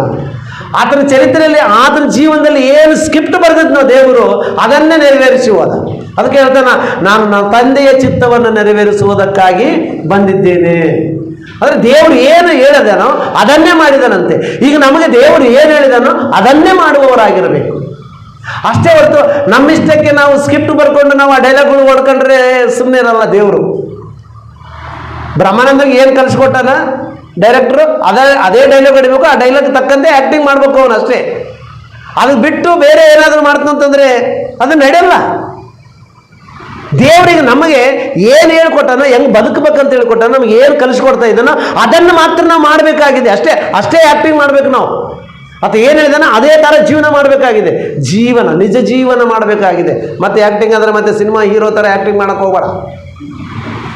ನಿಜ ಜೀವನದಲ್ಲಿ ನಡೆದು ತೋರಿಸಬೇಕಾಗಿದೆ. ಅದು ಡೂಫು, ಇದು ರಿಯಲ್. ಸಿನಿಮಾ ಡೂಫ್, ಇದು ರಿಯಲ್ ಸ್ಟೋರಿ. ದೇವರು ಬರೆದಿರ್ತಕ್ಕಂಥ ಕತೆ ಅದು. ಈಗ ರಾಜು, ನೀನು ಇಷ್ಟು ಕೆಲಸ ಮಾಡ್ಬೇಕು, ಈ ಕೆಲಸ ಮಾಡ್ಬೇಕು, ಇದಕ್ಕೋಸ್ಕರ ಬದುಕಬೇಕು, ಹಿಂಗೆ ಮಾಡ್ಬೇಕು, ಇದೇ ಮಾಡಬೇಕು, ದೇವರಲ್ಲಿ ಹಿಂಗೆ ಇದ್ಕೊಂಡು ನನ್ನಲ್ಲಿ ನೀನು ಜೀವನ ಮಾಡಬೇಕು. ಈಗ ನಿನಗೋಸ್ಕರ ಬರೆದಿದ್ದೇನೆ ಈ ಲೇಖನ, ಈ ಪುಸ್ತಕ ನಿನಗೋಸ್ಕರ ಅಂದಾಗ ಈ ಪುಸ್ತಕನ ನೋಡಿ ನಾವೇನು ಮಾಡಬೇಕಾಗಿದೆ, ಅದರಂತೆ ನಡೆಸ್ಕೊಂಡು ಹೋಗಬೇಕಾಗಿದೆ. ದೇವರೊಬ್ಬ ಸಿನಿಮಾ ಡೈರೆಕ್ಟರ್ ಆದರೆ ಅದರಲ್ಲಿ ಪಾತ್ರಧಾರಿಗಳು ಯಾರು? ನಾವು. ಆತನು ಏನು ಹೇಳಿದಾನೆ ಅದನ್ನು ಮಾಡಬೇಕು. ನಾನು ಇದು ಬೇಡ ಅಂತಂದ್ರೆ ಮತ್ತೆ ಅದೇ ಡೈಲಾಗ್ ಹೊಡ್ತಿದ್ದೆ, ಇದು ಮಾಡಬೇಡ ಅಂತ ನಾನು ಅದೇ ಮಾಡ್ತಾ ಇದ್ದೆ. ಡೈರೆಕ್ಟ್ರು ಸುಮ್ಮನೆ ಇರ್ತಾನ, ಹೀರೋನ ಚೇಂಜ್ ಮಾಡಿಬಿಡ್ತಾನೆ ಹೆಚ್ಚು ಕಡಿಮೆ ಆದರೆ. ನಿನ್ನ ಸ್ಥಾನದಲ್ಲಿ ಇನ್ನೊಬ್ಬರಿಗೆ ಇರ್ತದೆ ಅಷ್ಟೇ. ಏಲಿ ಅಂದ, ನನ್ನ ಕೈಲಾಗಲ್ಲಪ್ಪ, ಎಲ್ಲರನ್ನು ಸಾಯಿಸ್ಬಿಟ್ಲು ಅವರು, ಯಜ್ಬೇಕ್ ರಾಣಿ ಎಲ್ಲರನ್ನು ಕೊಲ್ಲಿಬಿಟ್ಲು, ಈಗ ನಾನು ಒಬ್ಬನೇ ಉಳ್ಕೊಂಡಿದ್ದೀನಿ, ನೀತಿವಂತರಲ್ಲಿ ನಾನು ಒಬ್ಬನೇ ಇದ್ದೀನಿ ಅಂದ. ನಿನ್ನ ಕೈಲಿ ಆಗುತ್ತಾ ಇಲ್ಲ ಅಂತ ಕೇಳ್ದೇವ್ರು. ಆಗಲ್ಲ ನನ್ನ ಕೈಲ ಅಂತ. ನಡಿ ಗೆಟ್ ಔಟ್, ನಿನ್ನ ಸ್ಥಾನದಲ್ಲಿ ಎಲಿಷನ್ ತಂದಿಡ್ತು ಅಂತ. ನಿನ್ನ ಕೈಲಾಗುತ್ತಾ ಇಲ್ಲ, ಆ್ಯಕ್ಟ್ ಮಾಡೋಕೆ ನಿನ್ನ ಕೈಲಾಗುತ್ತಾ ಇಲ್ಲ, ಆ ಥರ ಜೀವನ ಮಾಡೋಕೆ ನನ್ನ ಕೈಲಾಗುತ್ತೆ ಇಲ್ಲ. ನನಗೆ ಭಾಳ ಕಷ್ಟ ಅನಿಸಿದೆ. ಗೆಟ್ ಔಟ್, ಆ ಸ್ಥಾನದಲ್ಲಿ ಹೋಗು. ಅಲ್ಲಿ ಅವ್ರಿಗ ಎತ್ತುಗಳು 12 ಜೋಡಿ ಎತ್ತುಗಳನ್ನು ನಡ್ಕೊಂಡು ಹೊಲ ಇದು ಮಾಡ್ತಾ ಇದ್ದ ನೋಡು, ಹಸನು ಮಾಡ್ತಾ ಇದ್ದ ನೋಡು, ಅವನ ಬಳಿಗೆ ಹೋಗಿ ನೀನು ಕಂಬಳಿ ಅವನ ಮೇಲೆ ಹಾಕೋಗು. ಹೋದ, ಆ ಕಂಬಳಿ ಅವನ ಮೇಲೆ ಹಾಕಿದ, ಆ ಪವರ್ ಅವನಿಗೆ ಬಂತು, ಅವನ ಮುಂದೆ ನಾಯಕತ್ವ ವಹಿಸ್ಕೊಂಡು ಹೋದ. ನಿನ್ನ ಕೈಲಿ ಆಗಲ್ಲ ಅಂತಂದ್ರೆ ನೀನು ತೆಗೆದಾಕ್ಬಿಡ್ತಾನೆ ದೇವರು, ಮುಲಾಜಿಲ್ದಂಗ. ನಿನಗೆ ಕೈಲಿ ಆಗುತ್ತಂತೇಳಿ ಸ್ಕ್ರಿಪ್ಟ್ ನಿನಗೆ ಬರೆದು ಕೊಟ್ಟಿದ್ದೀನಿ, ಈ ವಾಕ್ಯ ನಿನಗೆ ಕೊಟ್ಟಿದ್ದೀನಿ, ಇದು ನೀನು ನೆರವೇರಿಸಬೇಕಾಗಿದೆ. ಆಗಲ್ಲ ಅಂದರೆ ನನಗೆ ನಿನ್ನ ಬಿಟ್ಟರೆ ಇನ್ನೊಬ್ರು ಇದ್ದಾರೆ ಅಂತಾನೆ. ಏಲಿಯನಿಗಂತಾನೆ, ಮೂರ್ಖ ಥರ ಮಾತಾಡೋಕೆ ಹೋಗಬೇಡ, ನೀನೊಬ್ಬನೇ ಅಂತ ತಿಳ್ಕೊಂಡಿದ್ದಿ. ನಿನ್ನಕ್ಕಿಂತ ಹೆಚ್ಚಾಗಿ 7,000 ಜನರು ಬಾಳ ದೇವತೆಗೆ ಆರಾಧನೆ ಮಾಡಲಾರ್ದಂಥ ಭಕ್ತಾದಿಗಳು ನನಗಿದ್ದಾರೆ ಅಂತ ಹೇಳ್ತಾ ಇದ್ದಾನೆ. ನಾನೊಬ್ಬನೇ ಅಂತ ಜಂಬ ಕೊಚ್ಚಿಕೊಂಡ ಏಲಿಯ. ನೀನೊಬ್ಬನೇ ಅಲ್ಲಪ್ಪ ಬಕ್ರ, ನಿನಗಿಂತ 7,000 ಜನ ಇದ್ದಾರೆ ನನಗೆ ಇನ್ನೂ ನನ್ನನ್ನು ಆರಾಧಿಸುವಂಥವ್ರು, ನನ್ನ ಮಾತ್ರ ದೇವರಂತ ತಿಳಿದುಕೊಂಡು ಆರಾಧನೆ ಮಾಡ್ತಕ್ಕಂಥವ್ರು 7,000 ಜನರಿದ್ದಾರೆ ಅಂತ ಹೇಳಿದ ಬರೀ. ಅಂದರೆ ಗುಪ್ತವಾಗಿ ಆರಾಧನೆ ಮಾಡ್ಕೊಳ್ಳೋರು ಅವರಾದರು. ಇದೇನೋ ದೊಡ್ಡ ಸ್ವಲ್ಪ ಪ್ರವಾದಿಯಾಗಿ ಏನೋ 4 ಮಂದಿಗೆ ಹೇಳ್ತಾರಂತಂದರೆ ಇದು ನಾನೇ ಅಂದ್ಕೊಂಡ. ನೀನೇ ಅಲ್ಲ, ನಿಮ್ಮಪ್ಪನ ಥರ ಇದ್ದಾರೆ ನನಗೆ, ನೀನೇ ಅಂತ ನನಗೆ ಬೇಕಾಗಿಲ್ಲ. ನಾನೇ ಅಧಿಕಾರಿ ಇದ್ದೀನಿ, ನಾನು ಪಾಸ್ಟರ್ ಇದ್ದೀನಿ, ನಾನು ಅದಿದ್ದೀನಿ ಇದ್ದೆ ಅಂತ ಜಂಬ ಕೊಚ್ಕೋಬೇಡ. ನಿನ್ನಂಗೆ ನನಗೆ ಭಾಳಷ್ಟು ಜನರಿದ್ದಾರೆ, ನಾನು ಆರಿಸ್ಕೊಳ್ತೀನಿ, ಏರ್ಪಾಟ್ ಮಾಡಿಕೊಳ್ತೀನಿ ಅಷ್ಟೇ. ನಿನ್ನ ಕೈಲಿ ಆಗುತ್ತಾ ಇಲ್ಲ ಮಾಡಕ್ಕ ಅಷ್ಟೇ. ಮಾಡಬೇಕಾಗಿದೆ, ದೇವರ ಕೆಲಸ ಮಾಡಬೇಕಾಗಿದೆ, ಯೇಸು ಸ್ವಾಮಿ ಹೇಳಿಕೊಟ್ಟಿದ್ದನ್ನು ಮಾಡಬೇಕಾಗಿದೆ. ದೇವರು ಏನು ಹೇಳ್ತಾ ಇದ್ದಾನೆ ಅದನ್ನು ನಾವು ಆಲೋಚನೆ ಮಾಡಬೇಕಾಗಿದೆ. ಅದನ್ನು ಬಿಟ್ಟು ನೀನು ಇಷ್ಟ ಬಂದಂಗೆ ನೀನು ಜೀವನ ಮಾಡಿದ್ರೆ ಅದು ಜೀವನ ಅಲ್ಲ. ಅದು ನಿನಗೆ ಚಂದ ಕಂಡಿರ್ಬೋದು, ನಿನ್ನ ಜೀವನ ಪಾತಾಳಕ್ಕೆ ಹೋಯ್ತದ. ದೇವರು ಹೇಳ್ದಂಗೆ ಕೇಳಿದ್ರೆ ಪರಲೋಕಕ್ಕೆ ಹೋಗ್ತೀನಿ. ನಮಗೆ ಪರಲೋಕ ಬೇಕಂತನಲ್ಲ ಇಷ್ಟೆಲ್ಲ ಕಷ್ಟಪಡೋದು. ಇವತ್ತಿನ ದಿನದಲ್ಲಿ ನಾವು ಇಷ್ಟು ಜನ ಸೇರಿಕೊಂಡು ಮುಂಜಾನೆಯಿಂದ ಇಲ್ಲಿವರೆಗೆ ಯಾಕೆ ಕುಂತ್ಕೊಂಡಿದ್ದೀವಿ? ಪರಲೋಕ ಬೇಕು ನನಗೆ, ದೇವ್ರು ಏನು ಹೇಳ್ತಾನೇನೋ ನನಗೆ, ನನ್ನ ಏನು ಎಚ್ಚರಿಸ್ತಾ ಇದ್ದಾನೆ ಅಂತೇಳಿ ನಾವು ಇಲ್ಲಿ ಕುಂತ್ಕೊಂಡಿರೋದು. ದೇವರು ಎಚ್ಚರಿಸ್ತಾ ಇದ್ದಾನೆ. ಆ ಎಚ್ಚರಿಕೆ ಮಾತುಗಳನ್ನು ಕೇಳಿಕೊಂಡು ತಿದ್ದುಕೊಂಡು ಜೀವನ ಬದಲಾಯಿಸಿಕೊಂಡು ಪರಲೋಕದ ಮಾರ್ಗದ ಕಡೆಗೆ ನಾವು ನಡಿಬೇಕೇ ಹೊರತು ನಾವು ಇಷ್ಟ ಬಂದಾಗ ನಮ್ಮ ಜೀವನ ಮಾಡಬಾರ್ದು. ಪ್ರೀತಿಯುಳ್ಳ ಅಂತ ದೇವರ ಮಕ್ಕಳೇ, ಆಲೋಚನೆ ಮಾಡಿಕೊಳ್ಳ್ರಿ, ಆಲೋಚಿಸ್ರಿ, ಚೆನ್ನಾಗಿರುತ್ತೆ. ಅದಕ್ಕೆ ನಾ ಏನು ಹೇಳಿದ್ದೀನಲ್ಲ ಇಲ್ಲಿವರೆಗೆ ಬರ್ಕೊಂಡಿದ್ದೀರಲ್ಲ, ಏನು ಮಾಡಬಾರ್ದು ಅಂತ, ಇವಿರಬಾರ್ದು, ಈ ಲಕ್ಷಣಗಳು ನಿಮ್ಮಲ್ಲಿ ಇರಬಾರ್ದು ಅಂತ ಹೇಳಿದನಲ್ಲ, ಆ ಲಕ್ಷಣಗಳು ನಿಮ್ಮಲ್ಲಿ ಇದ್ದರೆ ಒಂದು ವೇಳೆ ಇಲ್ಲಿವರೆಗೆ ಇನ್ಮೇಲೆ ಅದ್ರ ತೆಗೆದಾಕೊಂಬೇಡಿ. ಯಥಾರ್ಥವಾದ ಪ್ರೀತಿ, ಶತ್ರುಗಳಾಗಲಿ ಮಿತ್ರಗಳಾಗಲಿ ಯಾರೇ ಆಗಲಿ ಒಂದೇ ರೀತಿ ನೋಡೋಣ. ಅವ್ರು ಯಾವ ಜಾತಿಯವರಿಗೆ ಒಂದೇ ರೀತಿ ನೋಡೋಣ.